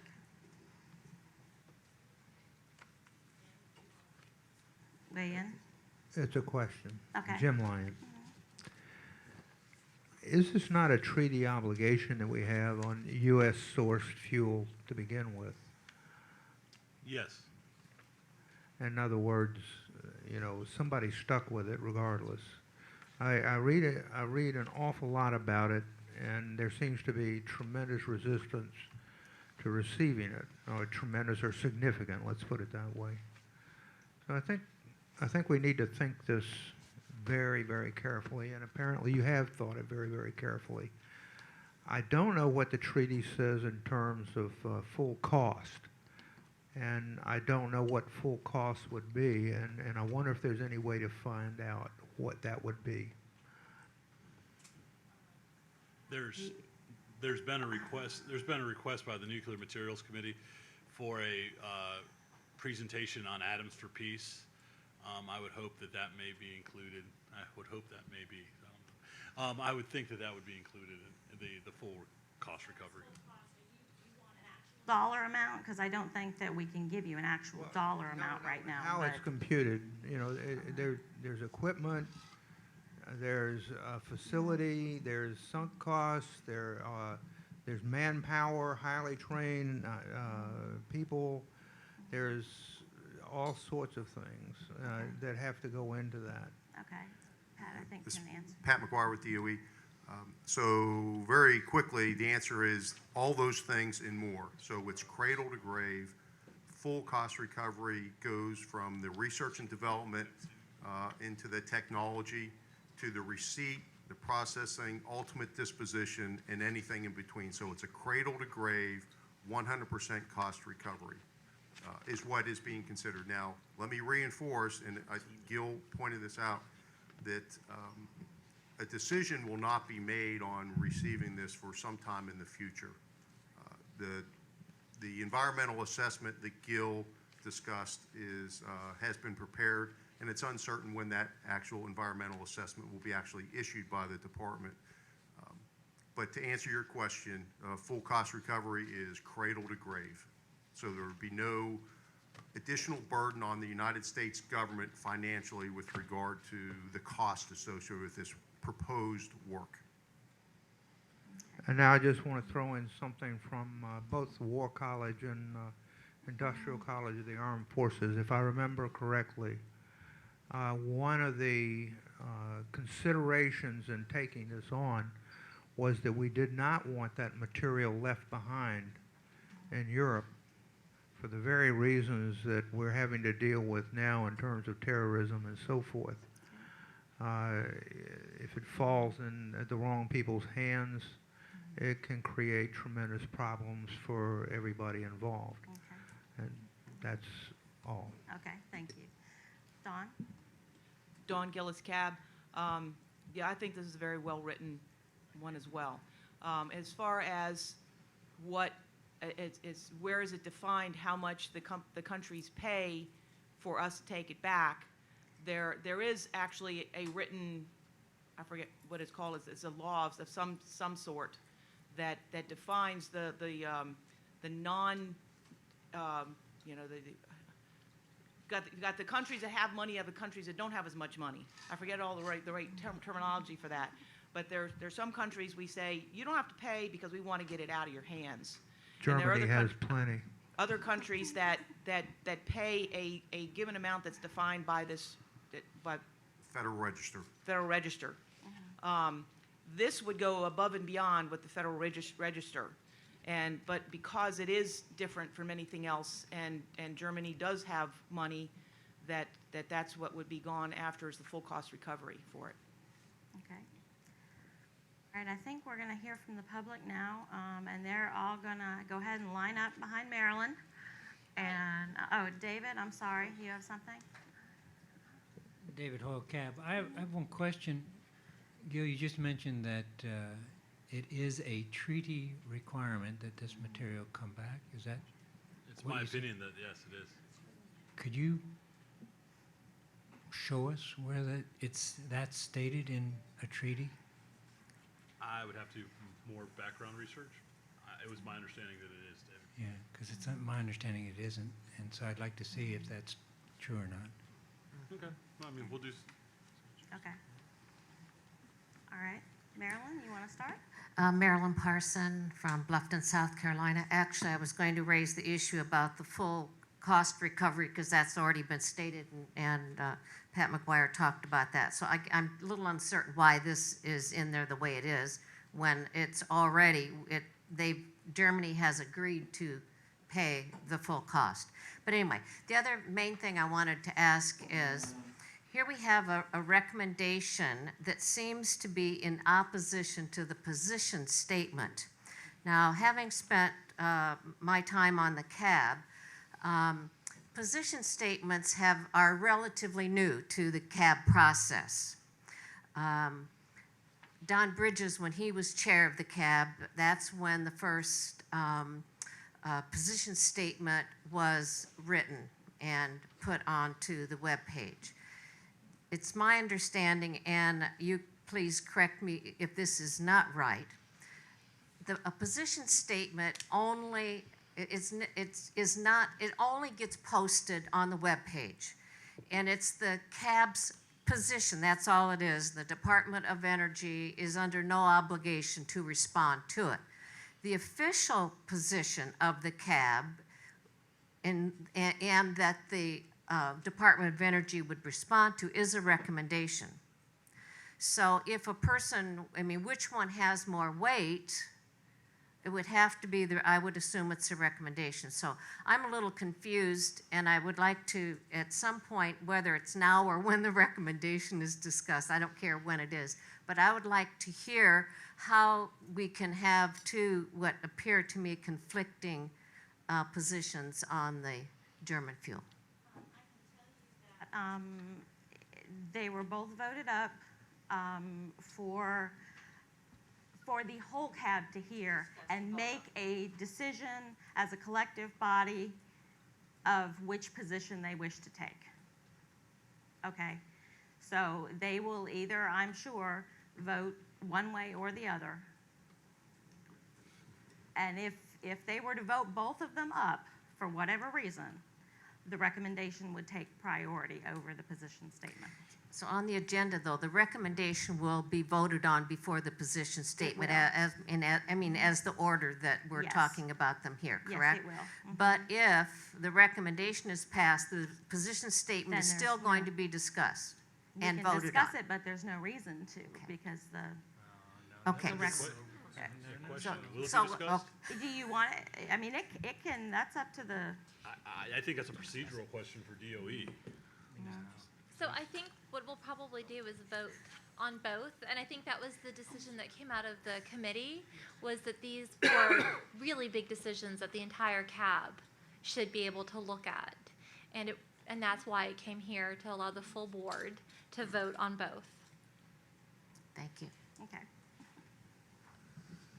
Thank you, Tom Clements, Savannah Riverside Watch, public interest organization, and I live in Columbia, South Carolina.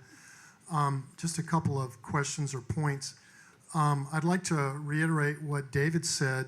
Gil, if you could provide to the CAB and to the public where there is any treaty obligation to take this material back, that would be most appreciated. I'm quite familiar with the NPT, and I'll give you an example. There's some highly enriched uranium in Indonesia now that's going to be denatured in Indonesia and not brought back to the United States.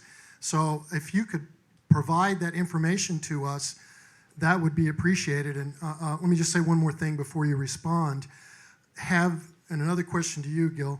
Have you read the DOE memo about the proliferation risk? I've handed it out many times. I've got some on the table out there. And it says more than this, but the conclusion is, we also assess the material is not attractive to sub-state/terrorist entities in its current state. Since the material is stored in a secure environment in a politically stable country, it is not of a proliferation concern. That's what DOE has concluded. There's been no challenge to this. Because this is an environmental management program and not an NNSA program, EM has said they will not prepare a nuclear non-proliferation impact assessment statement. So basically, this is the only memo that says there's no proliferation risk. Now, Gil, if you can present something that there is a proliferation risk, I think it would inform the CAB's action on this and the public perception. So if you could respond, I would appreciate it. Thank you. Okay, Rose, did you want to go? I think that, is Tom waiting on a response now from Gil? I think we're going to give Gil some time to I'm good. think. So Pat McGuire with DOE. So Tom, you're 100% correct. That is the decision that was made by the National Nuclear Security Administration in August of 2013. Very clearly, it is not a proliferation risk. However, within that same determination, the decision goes on further to say, however, because the material is of U.S. origin, the NNSA believes that the department does have an unofficial responsibility to assure the material is adequately dispositioned. So while we agree it's not a proliferation risk, we do have a responsibility to make sure it can be safely dispositioned. Now, that may have a variety of end states. It could be safely dispositioned in Germany. It could be safely dispositioned by the Germans. Which has always been the plan. The Germans could ask us to help them develop technology so it could be safely dispositioned. The Germans may want us to develop the technology as well as part of the U.S. origin, bring it back here so it could be safely dispositioned. So there's a variety of different means by which the ultimate objective could be accomplished, and that will be in the overall decision-making process that DOE takes. So you are correct, it's not a proliferation risk, but we do have the responsibility to ensure it can be safely dispositioned. The environmental assessment is the first step in that decision-making process. Another step is after technology is developed, will the Germans feel that they can disposition that material themselves? So all those things are still yet to be determined. Well, a further question, Pat. I mean, this recommendation is pitched that it's a nuclear non-proliferation issue. And I have been told, including by you, and as you just said, it's a nuclear waste management issue more than proliferation. So I can't understand why this recommendation would go forward that's based on nuclear non-proliferation when that's not what we're dealing with. I don't know if you want to respond.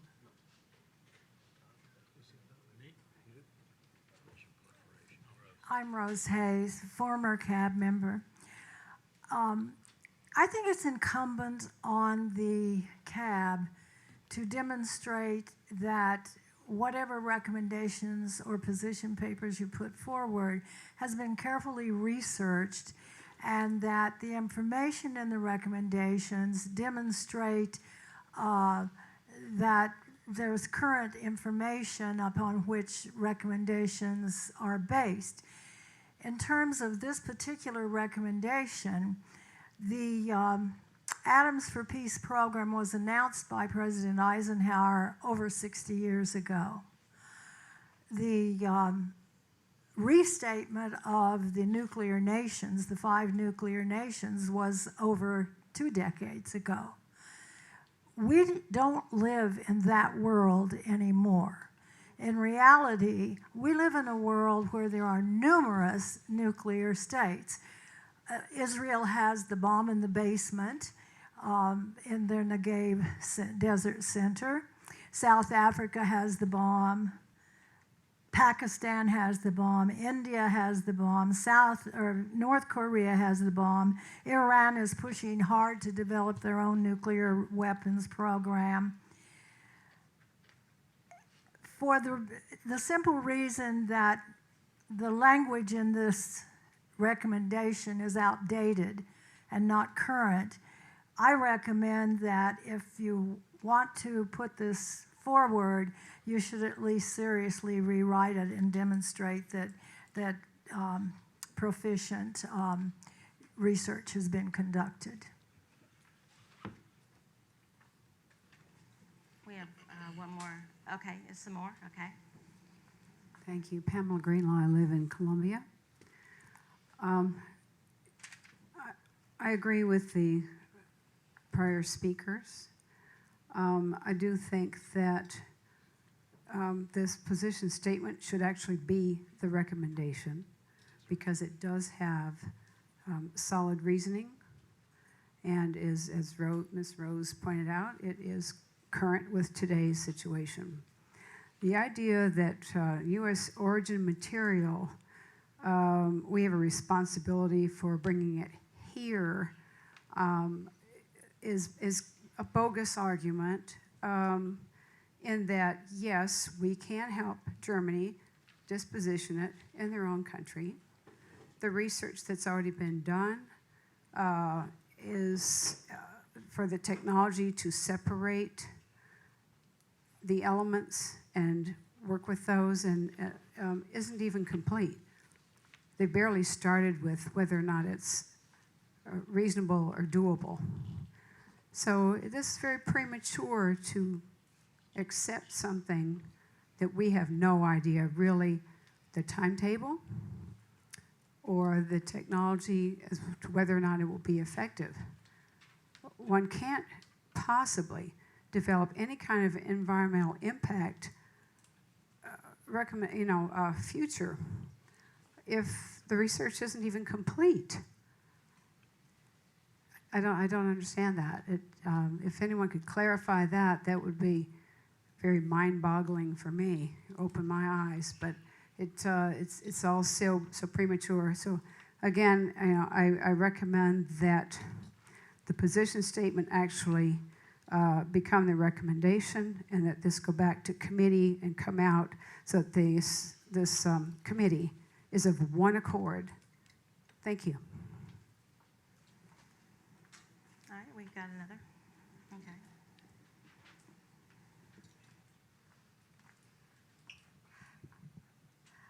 Y'all can hear me. One of the interests in this, I would guess, would probably be business, industrial, financial interest, and what might be done with this material once it's brought here, the reprocessing of it.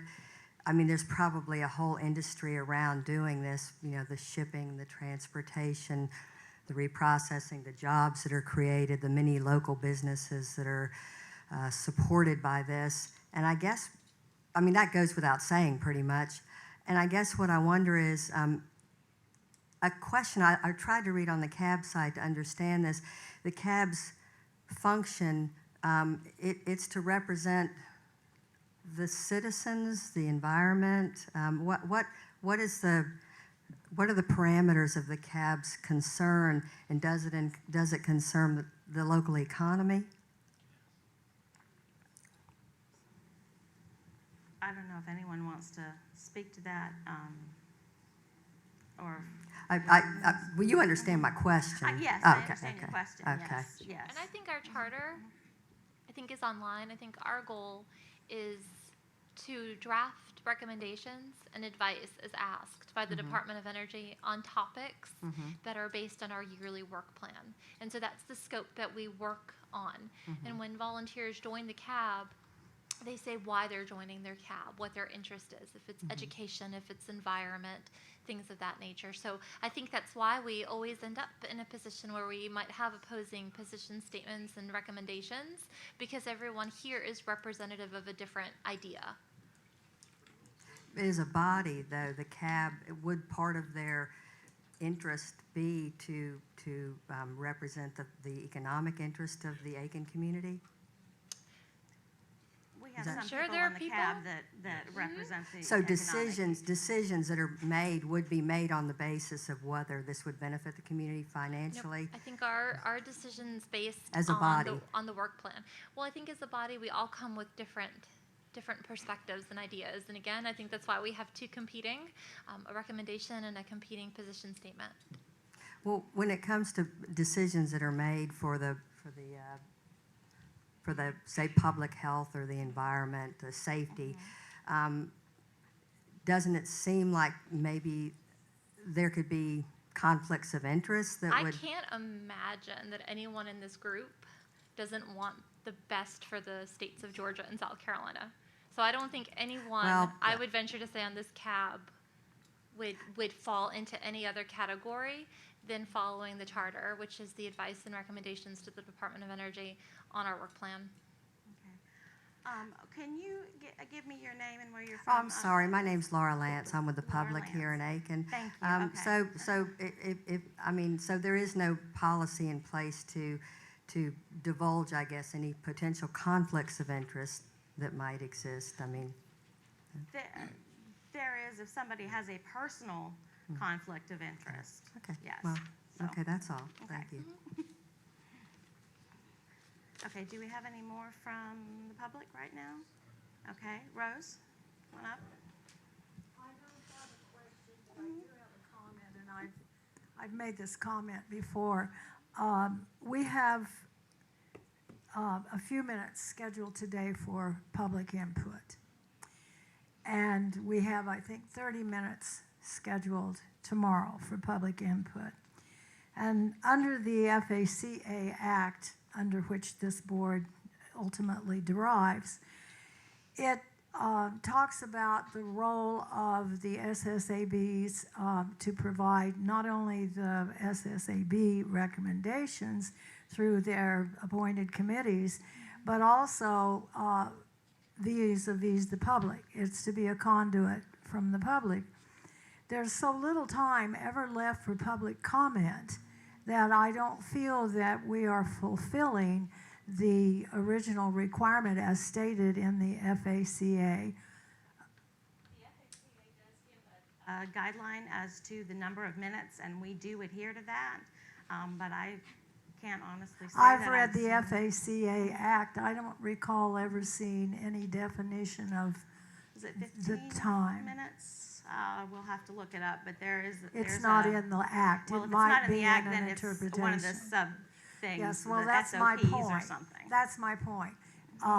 The FAA says adequate full input from the public, and that's not happening, Okay. in my opinion. Thank you. Okay.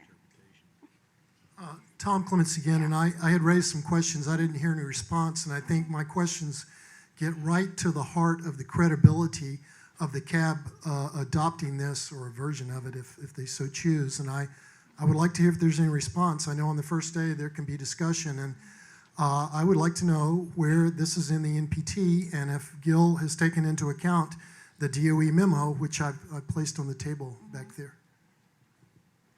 All right, anyone around? Okay. Gil?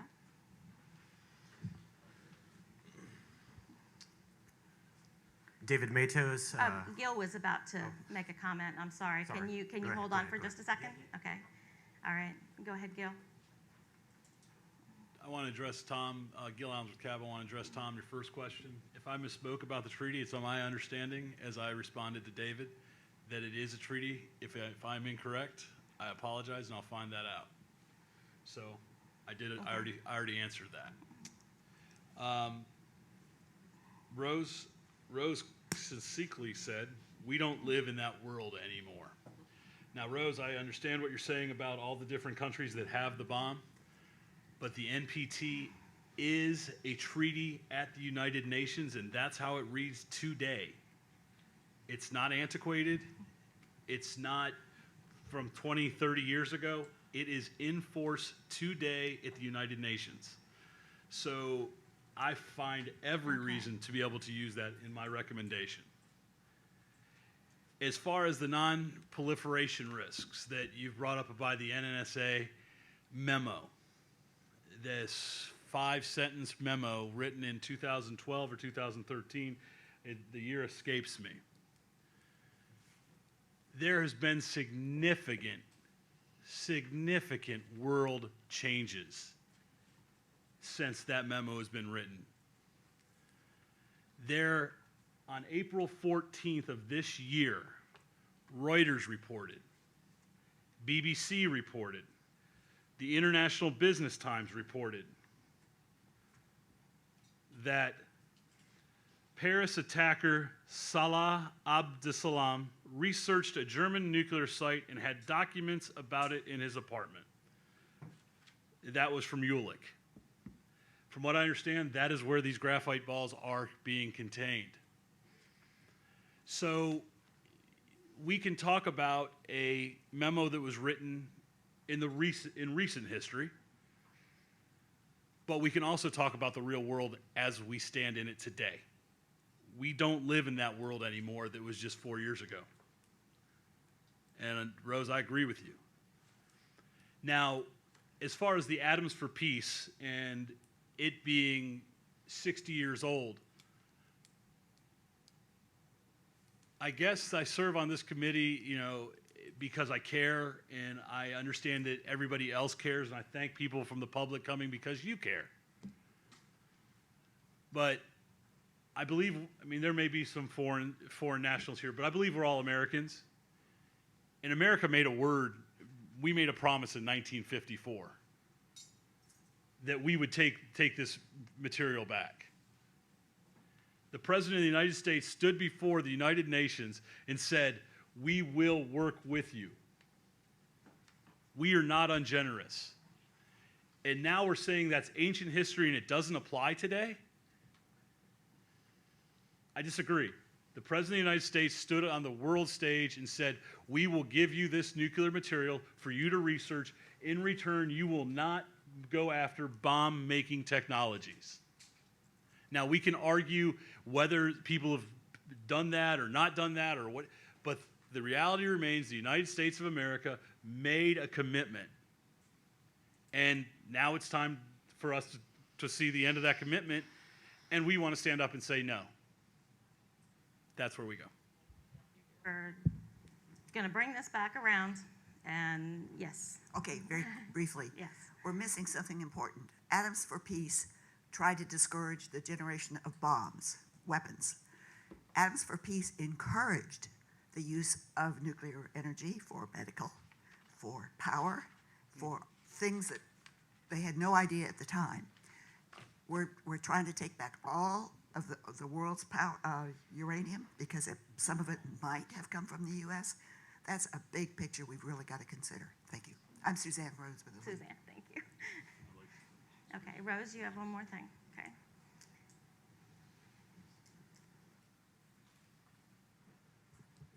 If you read the Nuclear Non-Proliferation Treaty Agreement, you will see that nowhere did we ever say we would take back all the uranium. We promised support of those countries who signed the NPT, in return for which they received uranium if they wanted to conduct the research. But it doesn't state that all of that uranium will come back to the United States. And I don't know if this is true or not, but it's being argued that Germany is a stable, economically viable state and doesn't present any kind of proliferation risk. The risk is really transporting it and bringing it here. We don't know if it can be removed out of the graphite and what can be done with it then. And of course, if successful in removing it out of the graphite, where does it go? We have no place for the rest of the waste to go, so where's the German waste going to go? I suspect it's going to stay here along with all the other waste that is piling up at SRS. Our funds keep being reduced, but we keep on getting receipts, and that's something I think the CAB should consider. All right, we're going to Larry. Oh, I'm sorry, David. Yes, you wanted to say something. Yes, come on up. I'm sorry. I just arrived, so apologies for any discussion I may have missed. Some of us have to get off work and get here. So my name's David Matos, and I've been a resident of Aiken County for about 20 years, and I did come to the nuclear materials hearing earlier. With this recommendation, it really concerns me, particularly for the cleanup at SRS, because it doesn't really address the issue of them needing to use the tanks at SRS. We're trying to clean up and empty those tanks, and I know that processing the German waste that's being considered would utilize some of those tanks. So how does that affect that, and how does that hold back our cleanup? I think that needs to be considered. It seems with this recommendation, this resolution, that you're trying to legislate what is a matter of international law rather than letting an international law be determined by law. There's arguments that it's necessary under treaty obligations. There's arguments that the waste that's being considered is commercial waste. I just want to point out that legislating this through the CAB isn't going to change that fact. And I do want to address the terrorism issue. I know that the people that protect the nuclear sites are consummate professionals. I don't doubt that at all. And I know that the threat environment, these threats from terrorism, they're prepared for it, and they're robust preparation in for that. So to suggest that because in the media there's been more attacks lately has suddenly changed the threat environment is a little bit of fear-mongering, and I don't agree with that. I don't see anything that comes from that, and as people who know me may know that I do follow these issues very closely. If we are worried about the terrorism, we should worry about transporting that material. That's where you're going to have a problem with terrorism, if we transport the stuff, and that's where the threat comes from, and particularly also through the port of Charleston. And as I argued, testifying for the environmental assessment of considering this German waste coming through, we should consider what would happen if somebody explodes something very large next to one of these containers in the port of Charleston and shuts down the port of Charleston for months. That's the most likely threat from this material in South Carolina, I would argue. So we have to be concerned about those things. So I hope you consider what I had to say. Thank you very much. David. Larry, Thank you. are we gonna vote on this tomorrow? Yes, we'll vote on this tomorrow. Okay. And I think we've had enough discussion about it Okay. for today, so All right. we'll move along. All right. Our third point of discussion today is a discussion of a draft position statement. There again, this is just a discussion of the statement. We will vote on it tomorrow, so nothing will be settled on this today. The proposed acceptance and disposition of spent nuclear fuel containing U.S. highly enriched uranium from the Federal Republic of Germany. And David, this is your position statement, so would you give us some more insight on that, please? I feel like Saturday Night Live, point, counterpoint. But I won't. Indeed, this is a position statement that I drafted back as early as April, and it's been bouncing around since then, but I will be happy to go through it again. The background is the Department of Energy recently issued a draft environmental assessment on a proposal to receive spent nuclear fuel containing U.S. origin highly enriched uranium from the Republic of Germany for processing and disposition in environmental management facilities at the Savannah River site. While the CAB has been generally supportive of EM involvement in the non-proliferation and risk reduction goals of the Foreign Research Reactor Spent Nuclear Fuel Return Program, the German spent nuclear fuel proposal and the EA fall short in several key areas of which the CAB has concerns. 1, DOE has not established an adequate and compelling purpose and need for this proposal. A formal memorandum by DOE clearly states that the German spent nuclear fuel is not a proliferation concern. Therefore, bringing it to the U.S. for safeguarding is unnecessary. Processing the German spent fuel is unnecessary because the current physical state of the German fuel is very stable and substantially proliferation resistant. Germany is a wealthy and stable first world ally capable of safely and securely managing this spent nuclear fuel without U.S. assistance. DOE has not identified nor evaluated all reasonable technological and siting alternatives if the spent fuel is brought to the U.S. Not processing the German spent fuel is a reasonable technological alternative because the current physical form of the SNF is stable and amenable to long-term storage and disposal as is. Processing the German spent nuclear fuel at SRS would actually invite more environmental impacts and risk than not processing. Therefore, the alternative of bringing it to the U.S. but not processing must be assessed. If constructing a processing facility in L area is considered a reasonable alternative, rather than processing the SNF in H Canyon, then clearly there are other reasonable processing location alternatives than only at SRS. Discussion. While evaluating the German spent nuclear fuel proposal, it's appropriate for the CAB to consider the backdrop of other overriding environmental issues facing the SRS which are linked to management of this spent nuclear fuel. While the Savannah River Operations Office and its contractors have done their best to keep commitments for cleanup and disposition of SRS materials and waste, this cannot also be said of the support received from DOE headquarters. DOE has failed in timely establishment of a geologic repository for disposal of EM high-level radioactive waste and spent nuclear fuel as required by the Nuclear Waste Policy Act. B, consistently failed to provide sufficient resources for timely disposition of the large existing inventory of SRS spent nuclear fuel. And C, since 2014, continue to underfund and thus delay its legal SRS-EM cleanup commitments, especially regarding treatment of liquid radioactive waste and closure of tanks. Such DOE failures undermine the CAB's confidence in DOE's timely disposition of the German spent nuclear fuel and associated processing wastes outside of South Carolina. Conclusions. U.S. receipt and processing of German SNF is not needed for U.S. nuclear non-proliferation and risk reduction goals. Therefore, the purpose and need for the proposal is lacking. All reasonable technological and siting alternatives have not been evaluated. It represents an unwarranted additional environmental risk to the citizens of the central Savannah River area.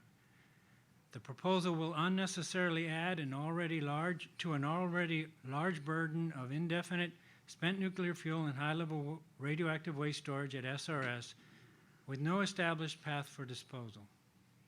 DOE failures to faithfully keep pace with its SRS cleanup commitments impede the acceptability of this deficient proposal by the citizens of South Carolina and Georgia. So, this is the proposed CAB position. The SRS Citizens Advisory Board opposes the proposal to receive the German spent nuclear fuel for treatment and storage in the U.S. and supports the no action alternative. Okay. I'll remind, as we did before, that this is not going to be on how you feel. This is on the wording itself. Go ahead, Dawn. Dawn Gillis, CAB. On your first page, number 2, first bullet, it says it's okay to dispose of it as it is. But then on the last bullet, it's the third bullet on that, where was it? It's somewhere else it says that it has to be processed before it's disposed.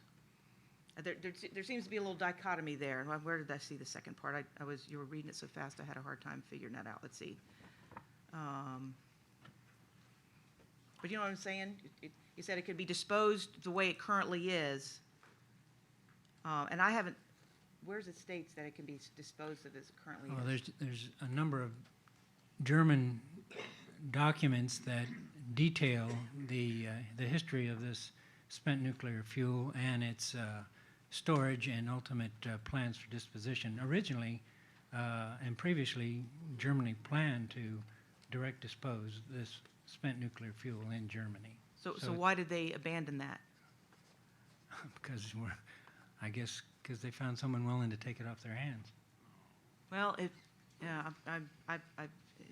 I never quite understood that if they could direct dispose it, it seems like it'd be a whole lot more effective than paying our full cost recovery.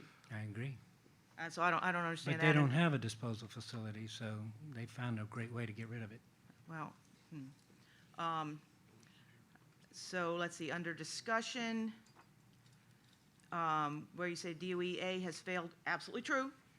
Absolutely true. DOE has failed to provide, or the government has provided, not necessarily DOE has failed in giving a geologic repository. And then B, consistently failed to provide sufficient resources for the timely disposition. That just seems to be two sides of the same argument. You see what I'm saying? Well, in the first one, I'm talking about establishment of a repository. In the second one, I'm talking about the disposition of the existing inventory here at SRS. Okay, I read it wrong then. I'm sorry, I missed that nuance. Okay, forget that one.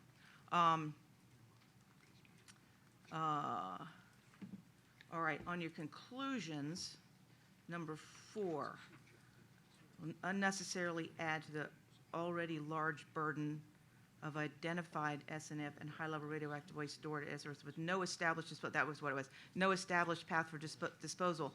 One of the big points here is it will not come here until that process has been identified and proven and paid for. So the whole processing now, the the result of that processing would be stored here until the infamous non-whip happens. But the whole ability to process it, it won't come here until that is established. Yeah, that particular conclusion doesn't refer to processing, it's referring to The actual there's no disposal. established path for disposal. There is no repository. Okay. Susan, did you have something? I was just going to, Susan Corr, I was just going to Okay. comment on Germany. I mean, they have a little bit of a NIMBY history going on to Okay. taking their waste to other countries. They Okay. have a big internal fight, actually, Okay. in Germany about where to put their permanent repository, so they may be finding it easier to ship it abroad. Okay. Tom will come out to that in a minute. We got to go around the table first. Bob, you got something? Yes, so I can, Bob Door Cab, is microphone on? Yep. Okay. I just have a question. I have to get this straight in my mind because Tom Clements has raised some important issues. DOE has intelligently spoke to these issues. Both the position paper is well written and the recommendation is well written. I just want to make sure I understand. The German nuclear fuel that we're talking about, the spent nuclear fuel, this was just for defense purposes only, or is this commercial grade fuel? It is not commercial. Is it a mixture of both, or is it one or Okay. the other? Or It can was what they called a demonstration of the use of this particular fuel type. And indeed, they did generate electricity using that demonstration reactor. Okay. I'm not making an issue of whether this is research fuel or not, and I'm not parsing whether the mere fact that it produced electricity makes it commercial fuel. I kind of acknowledge this is research reactor fuel. My issue is it's not a proliferation concern, so it's not necessary to bring it back to this country.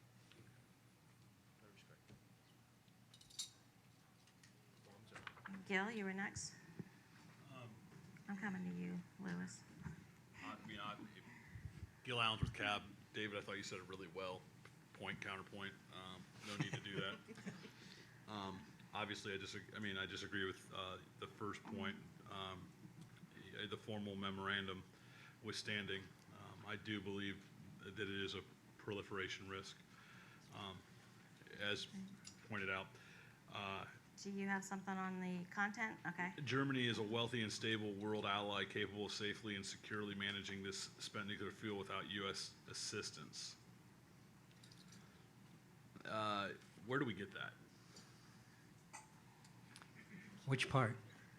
That whole point. Where do we get You that? don't. Well, They're all right, not- I mean- they're a wealthy ally, stable ally. Is that the part? Do we have a treaty with them? We do not. I'm Okay. sorry. Because If I may, Pat, real Pat, quick, Pat McGuire with the UE. Germany has asked for our assistance. Okay, so obviously we're doing research and development for them at their request. Okay. So they have asked for now, whether you accept that or not, Okay. I would just take out without U.S. That's a good point. assistance. Delete I'll that go comment. with that. Yeah. We can take out without U.S. assistance. I mean, I do believe that's true. Their historical documents indicate that they were well on their way for developing their own reprocessing technology, but they've asked for DOE to do that for them instead.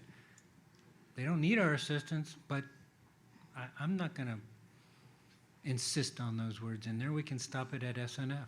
Okay. And then under your second point, not processing, I think Dawn hit on this a little bit, not processing the German spent nuclear fuel is a reasonable technological alternative. This is a scientific debate, correct? No.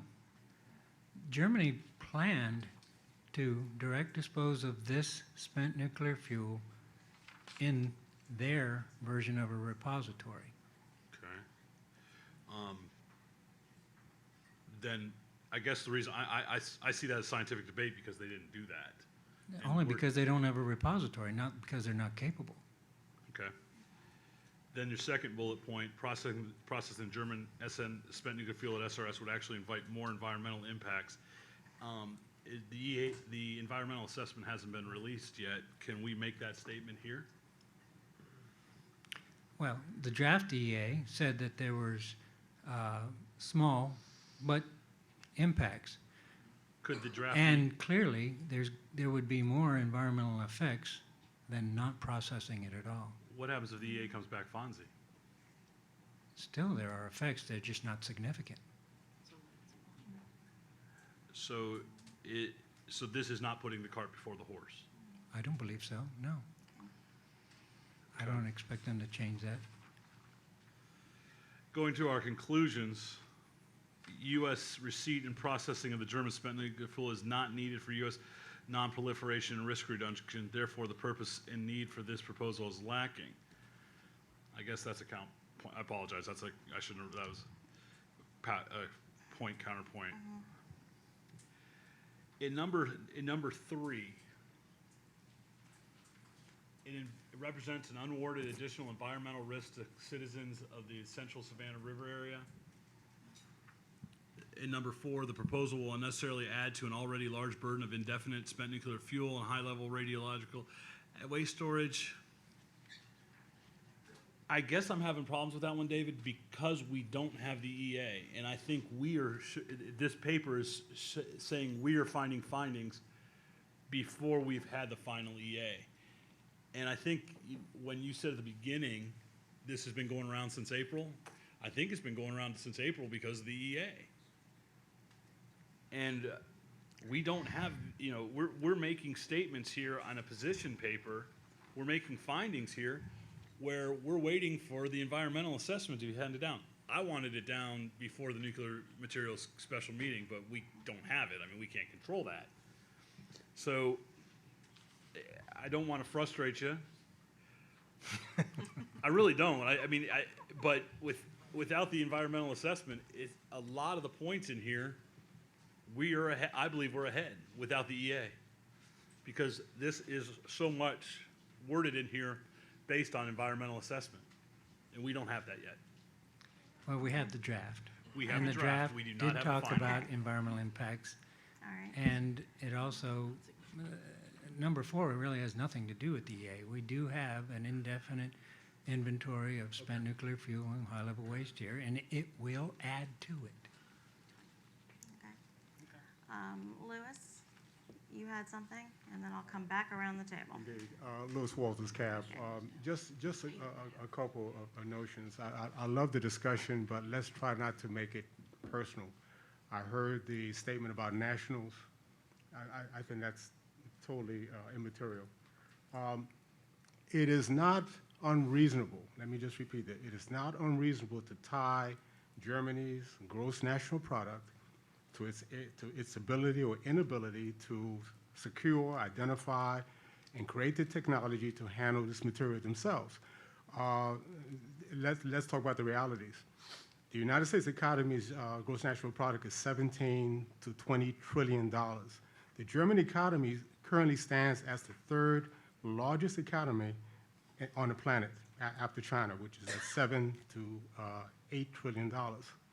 So it is not unreasonable to tie Germany's economic prowess, it's the largest European economy, the 3rd largest on the planet, to its ability to handle that. I'm just making that statement, not taking any positions on it. David, a direct question. On the statements you have, what do you mean by no action alternative? And I think if we're going to use, again, this is just in terms of all reports that we submit from CAB, and I think I made this statement months and months ago, we have to be very specific. We should get away from the tendency of making these statements and not having clarification. What do you mean by no action alternative? What is that? That's a good question, really.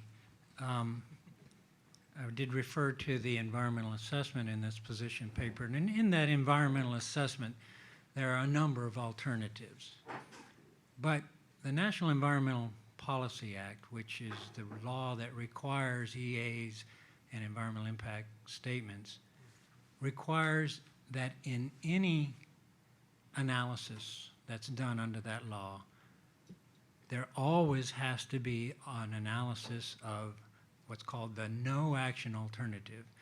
And really what the no action alternative is the status quo. What is the situation now before any future decision is made?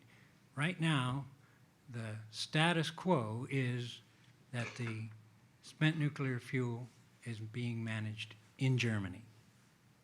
And so by advocating the no action alternative, we're advocating that it stay that way in Germany. Thank you. Coming back around, Jim, you had something? Reluctantly. I'm not sure where the DOE is the real actor here. This is a deal between governments, and we have to get beyond just statements that we don't like it, or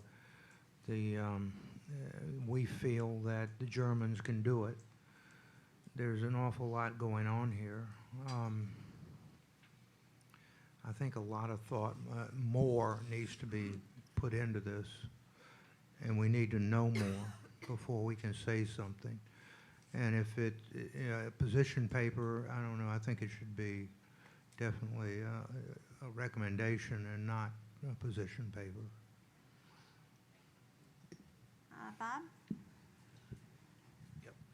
Bob Dorcab, environmental analysis, right? EA, that's environmental assessment. Thank you. Gil, you were making the point that the environmental assessment has not been completed. Is that correct? From what they've told us, Bob, from what I've heard, is it's completed. It just hasn't been released yet. Okay. And then David made a very valid point, which is that you can make the, if nothing is done, that is a form of environmental analysis or whatever. So I'm going to just make the comment that do we need to see the EA released before we can either act on the position paper or the recommendation? I'm just throwing that out there, just as a thought. That's at a minimum. Okay, well, that's my comment, and I'll stop there. Don? Dawn Gillis Cab. As far as whether this is commercial waste or not, and it was not said anything in here about commercial, and I like your answer on that, but there's a lot of people that try to call this commercial waste because it put a few kilowatts onto the grid. The whole point of it was to see if this fuel form would be able to be used for that. Just because some power was put onto the grid does not make this commercial in any way, shape, or form. So I just wanted to say that. And I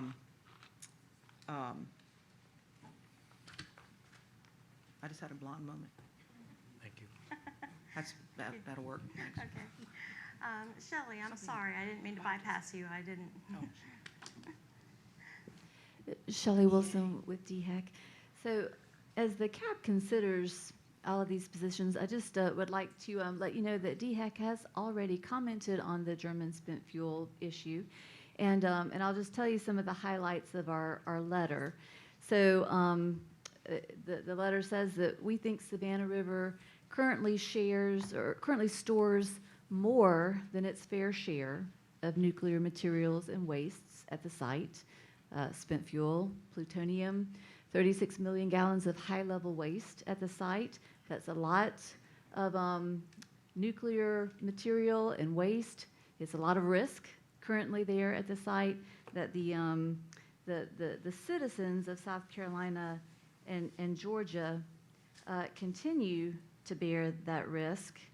And we also expressed that we think DOE should not bring any additional spent fuel to Savannah River site unless an equitable level of the existing risk is first reduced. So just to let you know that context as you move forward in your considerations. Thank you. All right. point, we're going to go out to the public now. Go ahead, line up. Tom Clements, Savannah Riverside Watch. I just want to provide a point of clarification about the German nuclear waste storage situation. The reason that, following on the discussion, the reason in part that this is so confusing, and in Germany, which has no repository, and they're looking for one, they're about at the same place we are, it's basically stymied. The main facility where the AVR spent fuel is stored, and that's what we were initially talking about. There's a second reactor called the THTR, and I'll talk about that in a second. The site where the AVR spent fuel is stored is the Forschungszentrum Jülich, the research center at Jülich. It's a private facility. They had the reactor there, and I visited the reactor. I walked around, I've looked in the control room, it's totally shut down. I've touched these large yellow casks when I went there, and I've met with the German officials on the state and federal level and the Forschungszentrum Jülich level. They want it off their site. I can understand that. They don't want to deal with it. They're not doing any more nuclear research anymore. They want it to get the heck off of there. That facility is located in the state of North Rhine-Westphalia. North Rhine-Westphalia doesn't want it. But neither the Forschungszentrum Jülich nor North Rhine-Westphalia dictate federal policy on spent fuel storage. The Ahaus facility, the other facility where the THTR spent fuel, the graphite balls are stored, that is also in North Rhine-Westphalia. They do not want to be stuck with this material. Can totally understand that.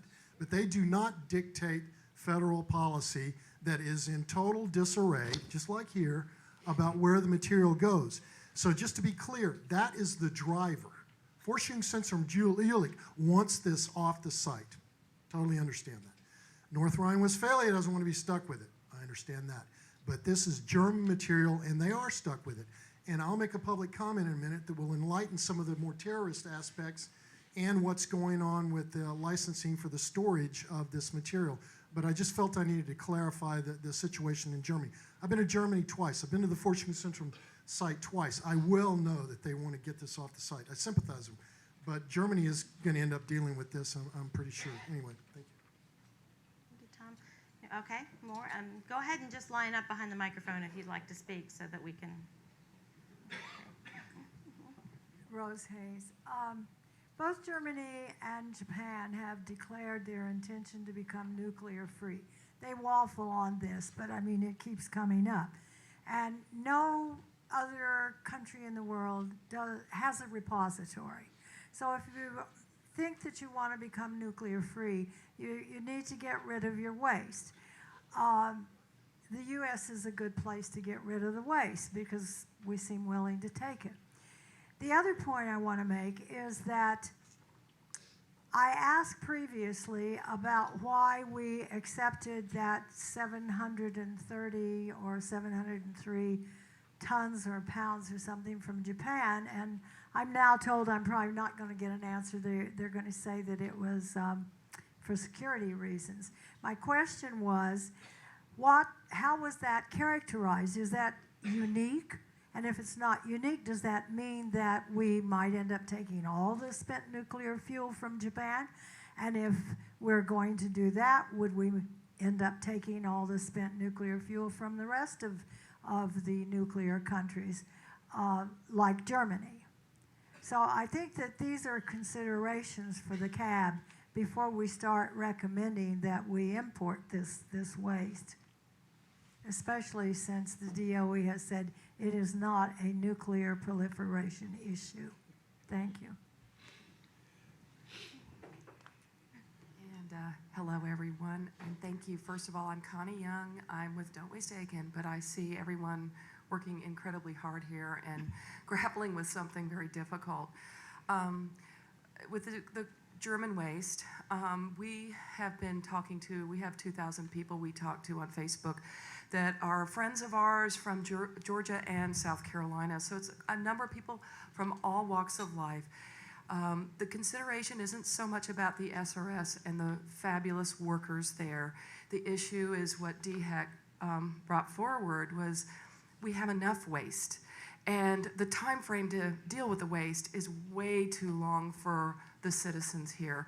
So when we look at the German waste, commercial or not, we are asking for a moratorium. Let's stop all this waste coming in. Let's clean it up. Let's deal with this repository that we need in the United States.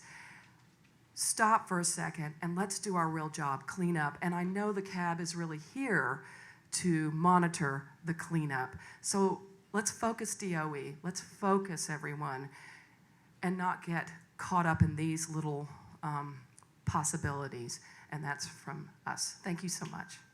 Thank you.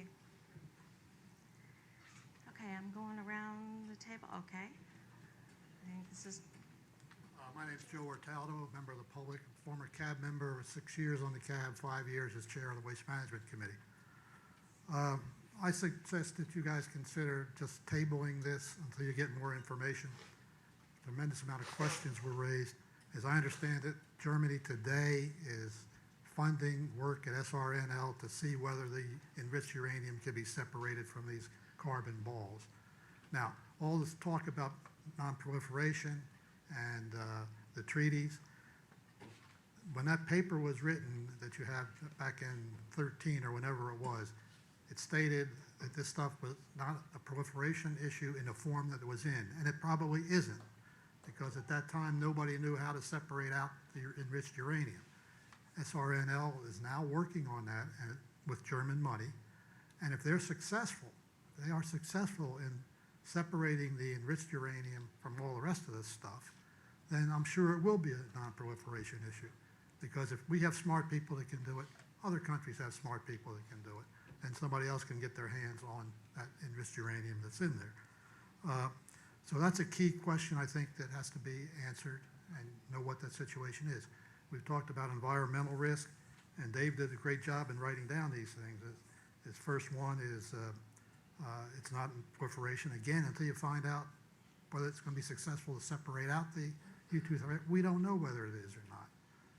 And you can go down the list of the other items, and they're very similar. If it stays in a form, you cannot separate the U-235, then a lot of the comments are correct. You've got other ones down here about risk. Well, what is the increase in risk?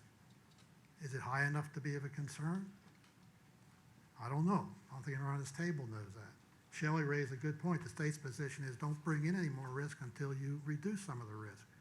Every can that DWPF pours reduces the risk somewhat. And again, I can't quantize that. Some people can. Maybe that's a question you all want to ask DOE. They can probably give you an idea what that is. So that's a key thing I think you have to find out. Is this going to be a proliferation issue if SRNL is considered? And remember, not DOE, the Germans are paying for all this stuff. Are they going to continue to pay? Are they going to come through with what they said they're going to do? And that is pay the operating costs. If this material is brought in, they would pay the operating costs. They would pay the capital cost. What would have to be done? These are all questions that I think you have to have answers to until you can take a firm position on this. There's no rush. I mean, DOE is going to take 3 years, 4 years before they make any decisions. So get your ducks lined up, list all your questions, list all your concerns, get them answered to your satisfaction one way or the other, and then make your decision based on facts. I know we're bringing a little bit of risk in if you bring this stuff in, but how much? How much more waste we adding? My guess is it's probably an infinitesimally small amount compared to what's already there. But think about it, and I think if you get more information, then you can come to a conclusion that you're comfortable with, but I don't think you have enough now. Thank you for your time. Okay, thank you. Before we go to you, Larry, Mary had something. I didn't see her earlier. I'm sorry. Mary Weber Cab. The position statement is, if it's voted ahead tomorrow, is the position statement of the board based on the facts as we know them now. If the final EA comes out and there are different facts in there that change the position of the board, the position statement can be amended, it could be withdrawn, it could be rewritten. But I do think that it's an important issue for the community, and it would be an important issue for the CAB to take a position on as of tomorrow. On the other hand, I don't think that the recommendation, if Gil, you were saying that we shouldn't put out a position statement until the final EA is released, then we certainly shouldn't be making a recommendation.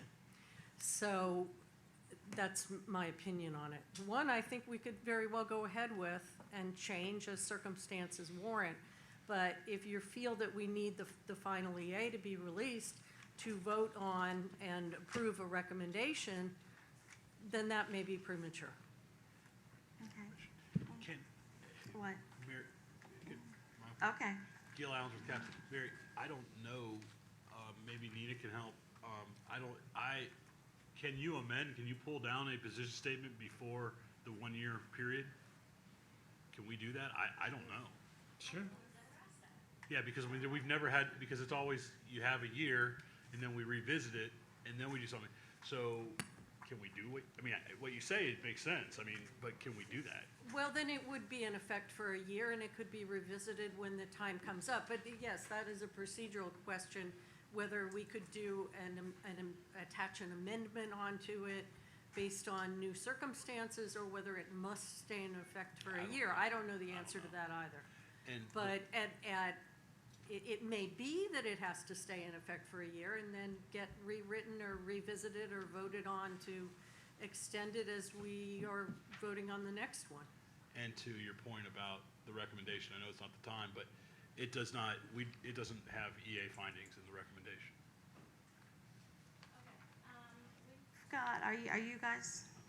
Okay. I've got Jim, I've got Marilyn, and then we're going to Larry to close us out for this particular subject, because we've got one more topic we got to hit.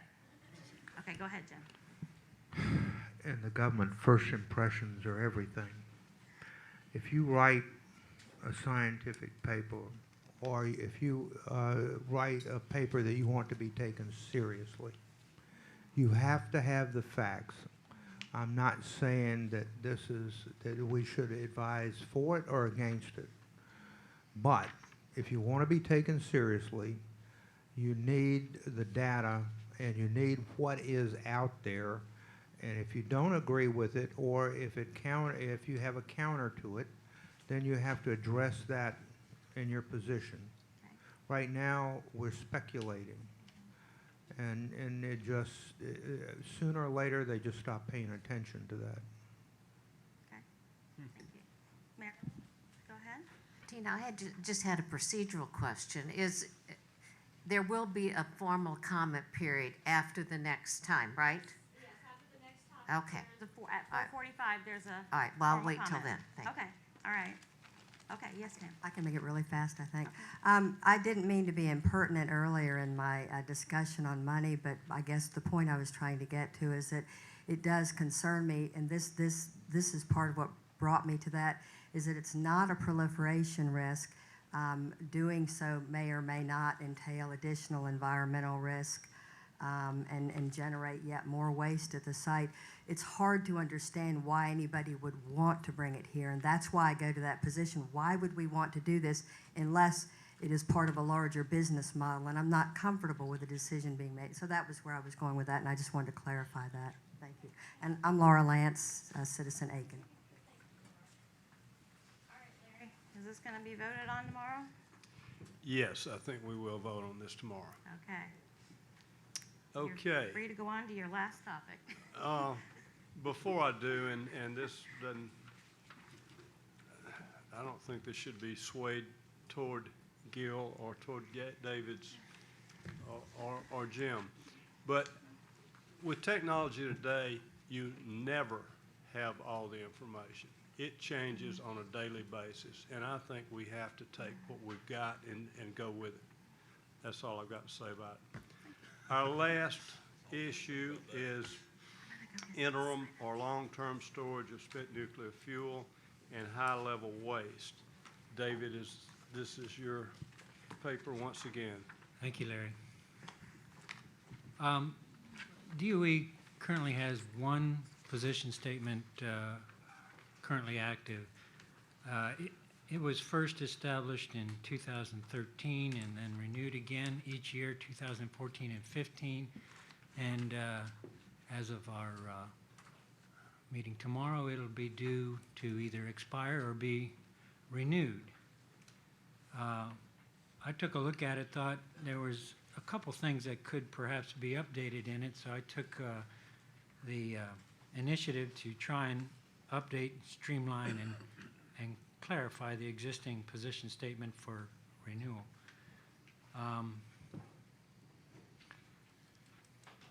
And in the process, DOE has been focusing its siting on consolidated interim storage of commercial spent nuclear fuel at places where it's, well, they're likely to look at places where it's already occurring as well as other places that are willing.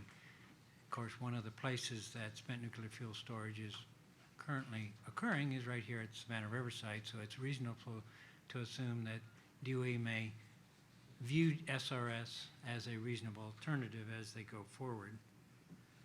Let me just go through the position statement. The the Nuclear Waste Policy Act of 1982 created a timetable for the creation of a deep geologic repository for the disposal of spent nuclear fuel and high-level radioactive waste, including such waste at Savannah Riverside. The permanent repository was slated by the Nuclear Waste Policy Act to begin receiving commercial and defense waste by the middle of the next decade, which would have been 1995. After over 2 decades of site studies, DOE filed a construction license application in 2008. However, in 2009, the President determined the proposed location was, quote, is not a workable option, and tasked a Blue Ribbon Commission to find alternatives. The Blue Ribbon Commission issued its final report in 2012 and included among its recommendations to 1, develop 1 or more consolidated interim storage facilities, and 2, provide for the siting and development of 1 or more deep geologic disposal facilities. In December 2015, DOE formally initiated a consent-based siting process for storing and disposing of America's nuclear waste, and the President tasked DOE with establishing a separate disposal site for defense waste. Discussion. The 2013 DOE response to the Blue Ribbon Commission recommendation states that over the next 10 years it plans to implement a program to make a disposal site available, quote, by 2048, over 50 years after the date intended by the Nuclear Waste Policy Act. DOE's poor track record in managing large capital projects indicates the likelihood that this estimate will only elongate. In the meantime, DOE will attempt to establish consolidated interim storage sites for spent nuclear fuel and/or high-level waste, and may consider Savannah Riverside a suitable site despite its close proximity to water and population centers. Conclusions. Creation of a consolidated interim storage sites for spent nuclear fuel and high-level waste will be extremely costly and create a disincentive to promptly establish a permanent repository. The construction of alternate repository locations is at best generations away, and it is highly unlikely the current proposed 2048 availability date will be adhered to. Pending establishment of new repository locations, DOE may consider the Savannah River site a suitable alternative for consolidated interim storage of spent nuclear fuel and/or high-level radioactive waste. Continued disposition of surplus nuclear material will add to SRS's long-term waste storage liability. SRS has not been adequately evaluated under the National Environmental Policy Act for storage of spent nuclear fuel and/or high-level waste for the long time period likely to occur under DOE's current strategy. So, I proposed a CAB position statement. Based on the foregoing, the Savannah Riverside Citizens Advisory Board opposes storage of commercial spent nuclear fuel and high-level radioactive waste at the Savannah River site until 2048 or longer, and urges DOE to stabilize and remove such waste from SRS as soon as possible. Okay, we have comments, questions, anything from around the table? Yes, Dan. Just a spelling error. Please Oh. spell foregoing with the E. Thank you. My wife pointed it out. Under No CAB credit. position statement, first sentence, based on the foregoing. There we go. Okay. Gil? David wrote, however, in 2009, the president determined the proposed location is not a workable option and tasked a Blue Ribbon Commission to find alternatives. In the current environment, with the two popular nominees, could President Clinton or President Trump change their mind and make that repository you spoke about earlier that is no longer on the book?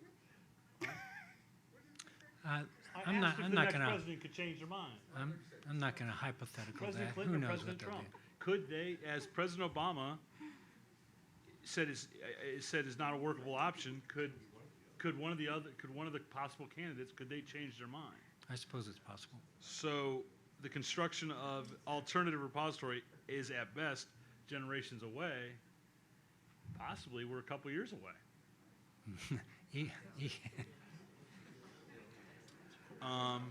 So, and then the other thing is we're talking I would, in writing this, I would recommend somehow putting verbiage in here that from NWPA of 82 to today, we're talking about 5 different presidential administrations that the DOEs had to work with, Reagan, Bush, Clinton, Bush, Obama.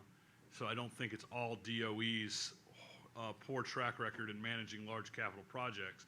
I think it's DOE having to work with 5 different administrations as well. Jim wants I'm to Jim comment. with DOE. Look, I can live with what David wrote up there about DOE. I'm sorry. It's not a big enough deal to upset me. We have a poor track record. I don't know what the next administration is going to do, whoever it is, and I really don't care about it right now. This is what we have in front of us, and this is what we should be looking about, not hypothetical situations of could we change it tomorrow? Anything can happen in the next 24 hours, and we don't know that. But right now, what you have in front of you is a position paper for the CAB to review based on the best information we currently know. DOE does not find anything factually inaccurate in what is written in this position paper at this time. Now, others might, but I think generally we looked at it, we provided comments on it. We're satisfied that it is the best attempt that can be made given the current situations that we know of right now. So let's focus on, do you guys want to move this forward or not? Okay, and saying that, we'll go to Larry on this. Okay, well, I think everything's been said, and I think we'd like to vote on this tomorrow. Oh, thank you. All right, we are down to the public comment period. I've got 7 people signed up for public comment. Tom Clements, you are first. Thank you very much. Tom Clements with Savannah Riverside Watch, and I'm going to zip through a few things and end on the German thing. I have placed some public victories, a list of public victories on Savannah Riverside issues going back to the 1970s. I would encourage particularly new cab members to pick that up. Also, recently we've learned that spent naval reactors could possibly come to Savannah Riverside, or at least Savannah Riverside is going to be considered in an environmental impact statement that's going to be prepared. I've got a one-pager about that with a link to the environmental assessment that the Navy did on disposing of these reactors at the Hanford site where they're now taken. There's a fact sheet from the Oregon Department of Energy that I printed out and put on the table, which explains basically the process of taking those reactors to Hanford. I question why they would be considered to be brought here. It may be a placeholder just in the EIS. I've also put on the table a June 23rd SRS Watch news release. I looked at the documents in the state of South Carolina's court case to begin removing plutonium from South Carolina, and a couple of things jumped out at me.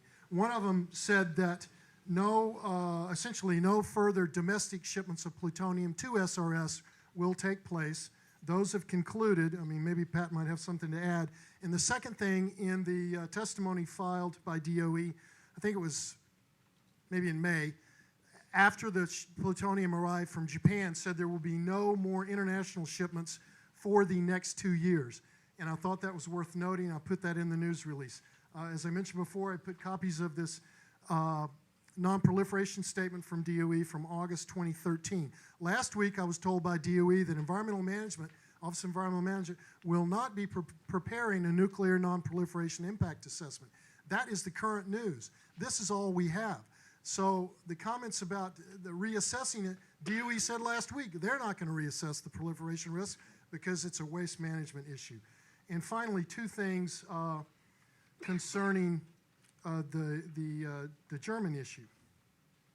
First, on July 21st, the Bundesamt for Strahlungsschutz, excuse my high school German, you can read a little bit, though, issued a license for the material to be taken from the Jülich site, where the AVR spent fuel is, to go to the Ahaus site, which is a longer-term storage site.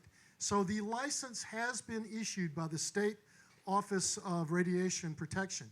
There has not been a transport license issued, and they have kept the U.S. option on the table, but all indications are that they are preparing to ship this problematic waste from Jülich to Ahaus. And I've driven the route, I forget, it's 150, 200 kilometers or something like that.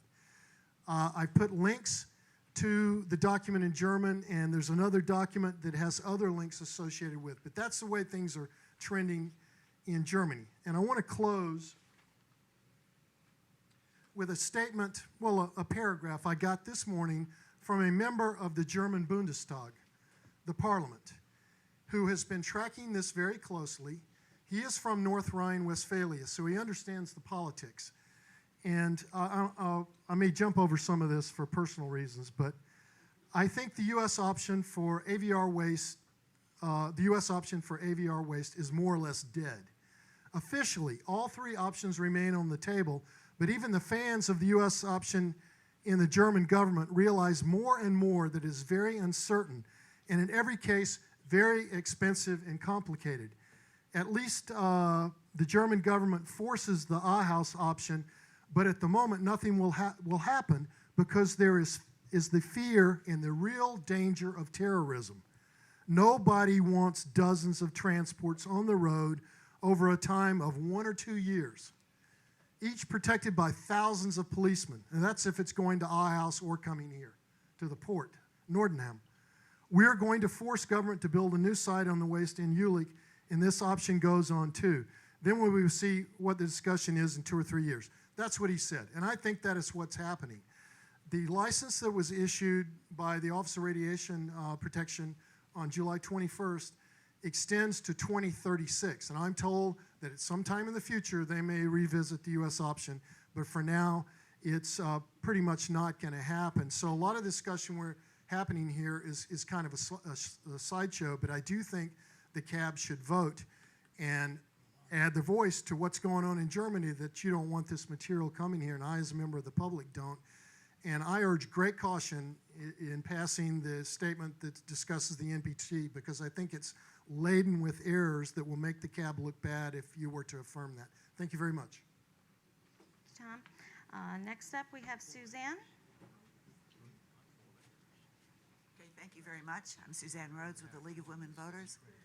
My predecessors became interested in the waste at Savannah Riverside about 40 years ago because of those nasty old tanks that keep leaking, and you all have done an amazing job of managing it despite all that. But we have rather consistently opposed anything but cleanup or closure, actually, of the waste tanks. And that includes bringing in any more wastes that need to be treated that are not necessary for the United States safety. So I finally got around to looking up on the SRS site the SRS waste tanks, and guess what? The good news is, over the last about 7 years, the Curies, it's a graph that I could not make a copy of it, I'll do it if I can tonight. The Curies have gone down in those tanks about a third, which is definitely good news. That's radiation, that's also hazardous waste, so if they do leak, it'll be less than SRS has had to deal with in the past. The not so good news is that the volumes have stayed the same. Every time there's a leak, SRS checks it, dilutes the waste, pumps it into a tank that can hold it, so now you've got more volume. And somehow or other, over the years, last 7 years, the waste volumes have changed very, very little. If we take up German waste or whatever else, Canadian, there will be not only more waste, but there will be more curious and probably more hazardous waste in those tanks. And so the league position is they need to be closed. Thank you. Thank you, Suzanne. Rose, you're up.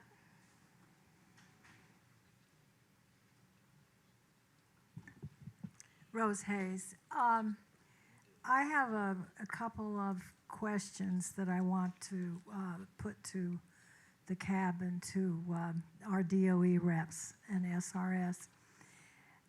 There's been an announcement by DOE which says they're going to reorganize the cleanup office to help the field operations.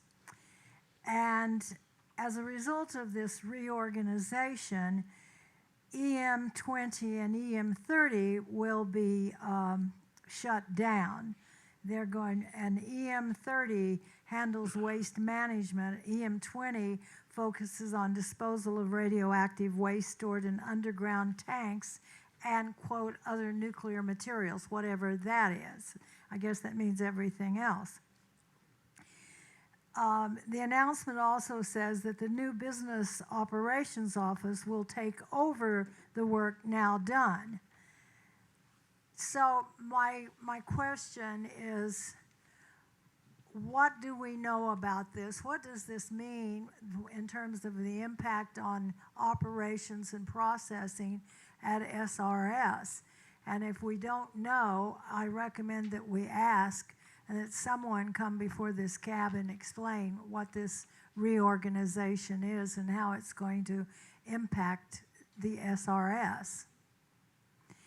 Secondly, there was an announcement, this is in the Aiken Standard, so I don't know how much weight you should give it, but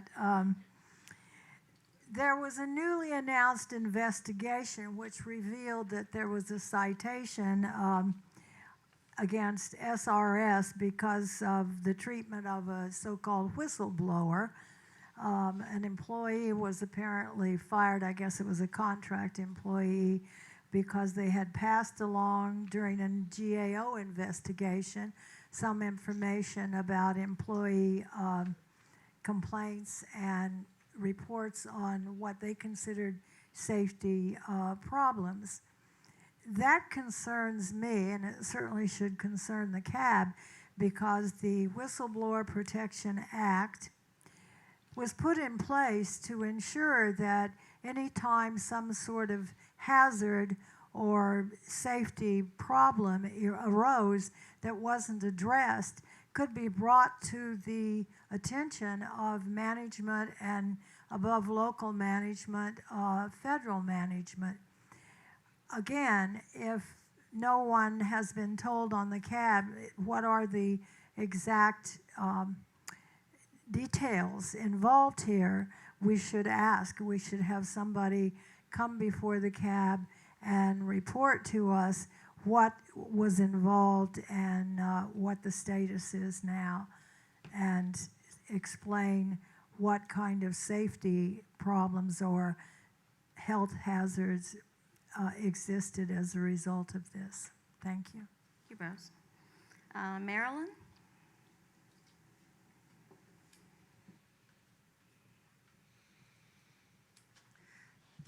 Marilyn Parson, I'm from Bluffton, South Carolina. I have two issues. First of all, during my time on the CAB, I was always quite vocal, and since I've been off the CAB, been quite vocal about the online meetings and the issues with them.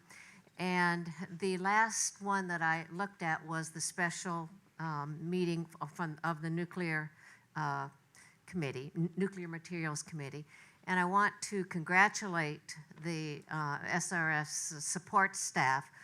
The new camera and the audio capability is so far superior to anything that we have had before. I just wanted to congratulate you and tell you, since I have been negative, I wanted to say something positive. The best part to me is the audio, because in the past, I mean, you know, how much did you need to see sometimes? But to hear what people were saying was critical to trying to participate. and the audio is very, very good. And I'm really excited about that, and it will make it easier for me to participate and others as well. So congratulations on that. The second thing is, when the draft environmental assessment came out, and this is it, I did read all of it, and I did submit comments. And I would like to, since we spent a good deal of time today talking about the acceptance of this highly enriched uranium from Germany, I wanted to share some highlights from my comments that I submitted. As I read this large document and I attended the public meeting and listened to Maxine Maxted from the Department of Energy and listened to a lot of people from the community, I formulated some questions that I decided to use to help me decide what position that I thought the Department of Energy should take with regards to the acceptance and disposition of the spent nuclear fuel from Germany. When you have a document this big, you need to have some way to try to make a decision. And these are the 4 questions that I ask. First, is it possible for the project to be conducted without harm to workers and the public? Well, as a former member of the Savannah River Site Citizen Advisory Board, I had many opportunities to visit the Savannah River Site during my 6-year tenure. And based on those experiences, and after reading section 4.1.3, impacts on the Savannah River Site, I believe that there is a high probability that the Department of Energy staff and contractors at the Savannah River Site would be able to carry out the alternatives described in a manner that would minimally impact the public and keep radiological exposures of the involved workers within regulatory and industry limits.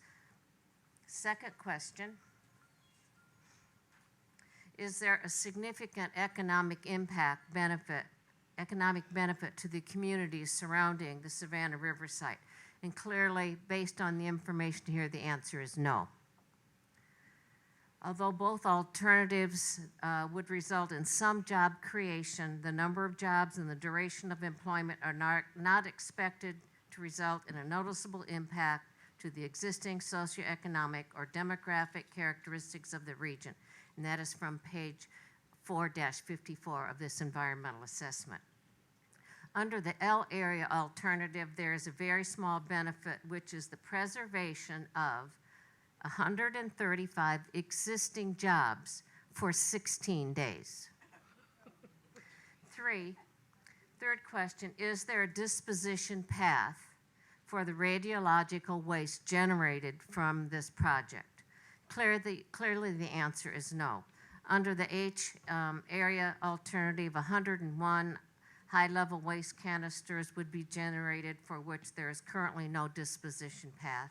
And under the L area alternative, 82 multi-pack overpacks would be stored in the L area and would remain at the Savannah River Site indefinitely or until the U.S. government decides how to disposition such highly radioactive waste.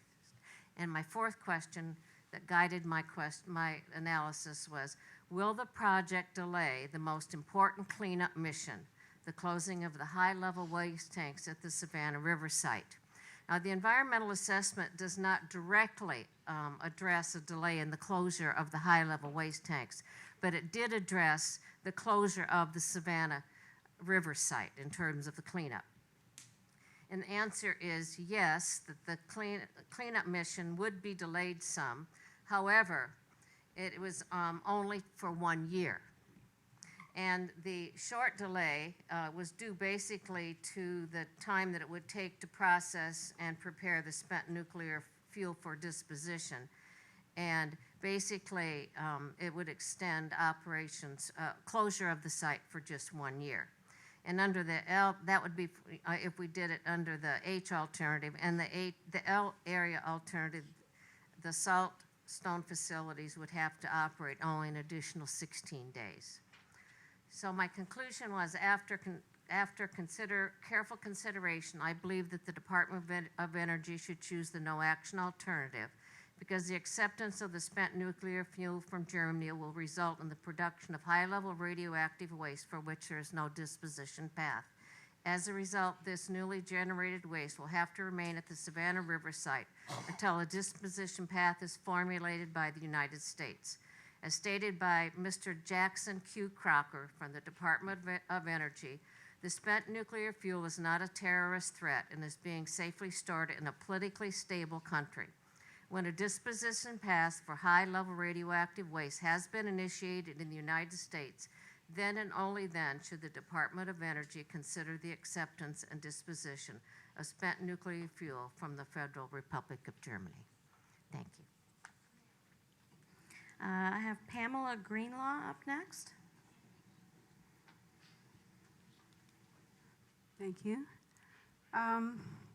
Couple of things. I urge a member of the CAB to move to vote down the recommendation to consider accepting the German waste, and to also move to substitute the position paper as a recommendation. I urge the rest of the CAB to vote affirmatively on this motion, because the no action alternative, the status quo, with the lack of data and the lack of support for the original recommendation. Well, I'm sorry, I just did a Sarah Palin. Started a sentence and I can't finish it. Let me try that again. Yeah, make sure that everything is based on science. And related to that, the interim storage of spent nuclear fuel and the high-level waste cannot be SRS. Citizens expect the CAB to use science as the primary basis for decisions over economic and political means. Such decision-making, based on science, of course, you all do that. I mean, that you do that as a matter of course. But when we do come and we do want to consider economics, of course that has to be a consideration, but can't be the major one. So speaking to political decisions made by legislators, presidents, and people with economic interests, don't be fooled. Mother Nature is only biology, physics, and chemistry. Political decisions and economic decisions cannot change her. And if decisions are made not based on solid science, you have to remember the consequences will come because Mother Nature bats last. Thank you. Thank you. Next up is Joe Ortaldo. I didn't realize that this was an oral comment period, but just to sum up what I was saying earlier, I don't think there's a need to put that position paper against the German fuel yet. I mean, there's no rush. DOE is going to be working on this thing for the next 2 or 3 years. The key issues I hear here is a lot of discussion about, is it covered by Atoms for Peace? Is it a non-proliferation issue? And I think, is it covered by peace? Somebody can get that information together and answer that question. The non-proliferation thing is not going to be answered until they finish the work at SRNL as to, can you separate the depleted uranium from the rest of the stuff that's in here? So, I mean, think about it overnight and have all your questions been answered. You all, I'm sure, have some questions in your mind, but get your questions answered. There's no big rush. It'll be years before any decision is ready to make. Keep yourself informed. As I understand it, DOE is going to come up and talk to the CAB about what's going on in the lab and what all sometime in the next few months. Get that information. Find out. One sidebar issue, the young lady here mentioned that a third of the Curies have been vitrified in DWPF, but that we still have about 35 million gallons of liquid. That's not a surprise. You're not going to see that number go down until the SWPF, the Salt Waste Processing Facility, when that comes up in about 1.5 years or 2 years. It's a complicated thing. You all seen that drawing up there, how everything's interact. But the way they move stuff around between different facilities, DWPF, tank farms, and what all, it uses a lot of water. So that number will come down dramatically once SWPF gets started up. Thank you, Joe. And last, I have Connie Young.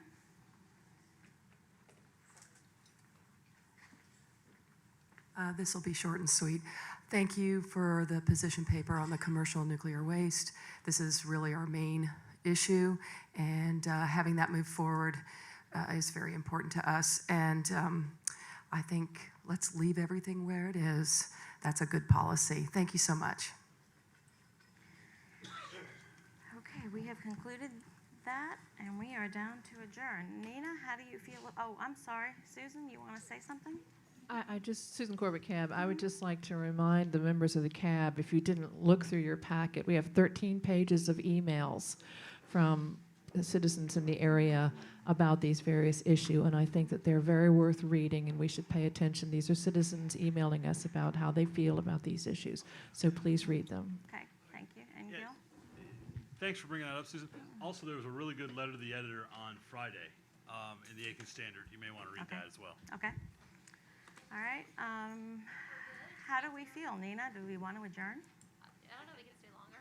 And as a reminder, there is an administrative and outreach committee meeting right after this in the little conference room up front. And then tomorrow morning, 8:30? 8:30 tomorrow morning. 8:30 tomorrow morning. Y'all have a good night.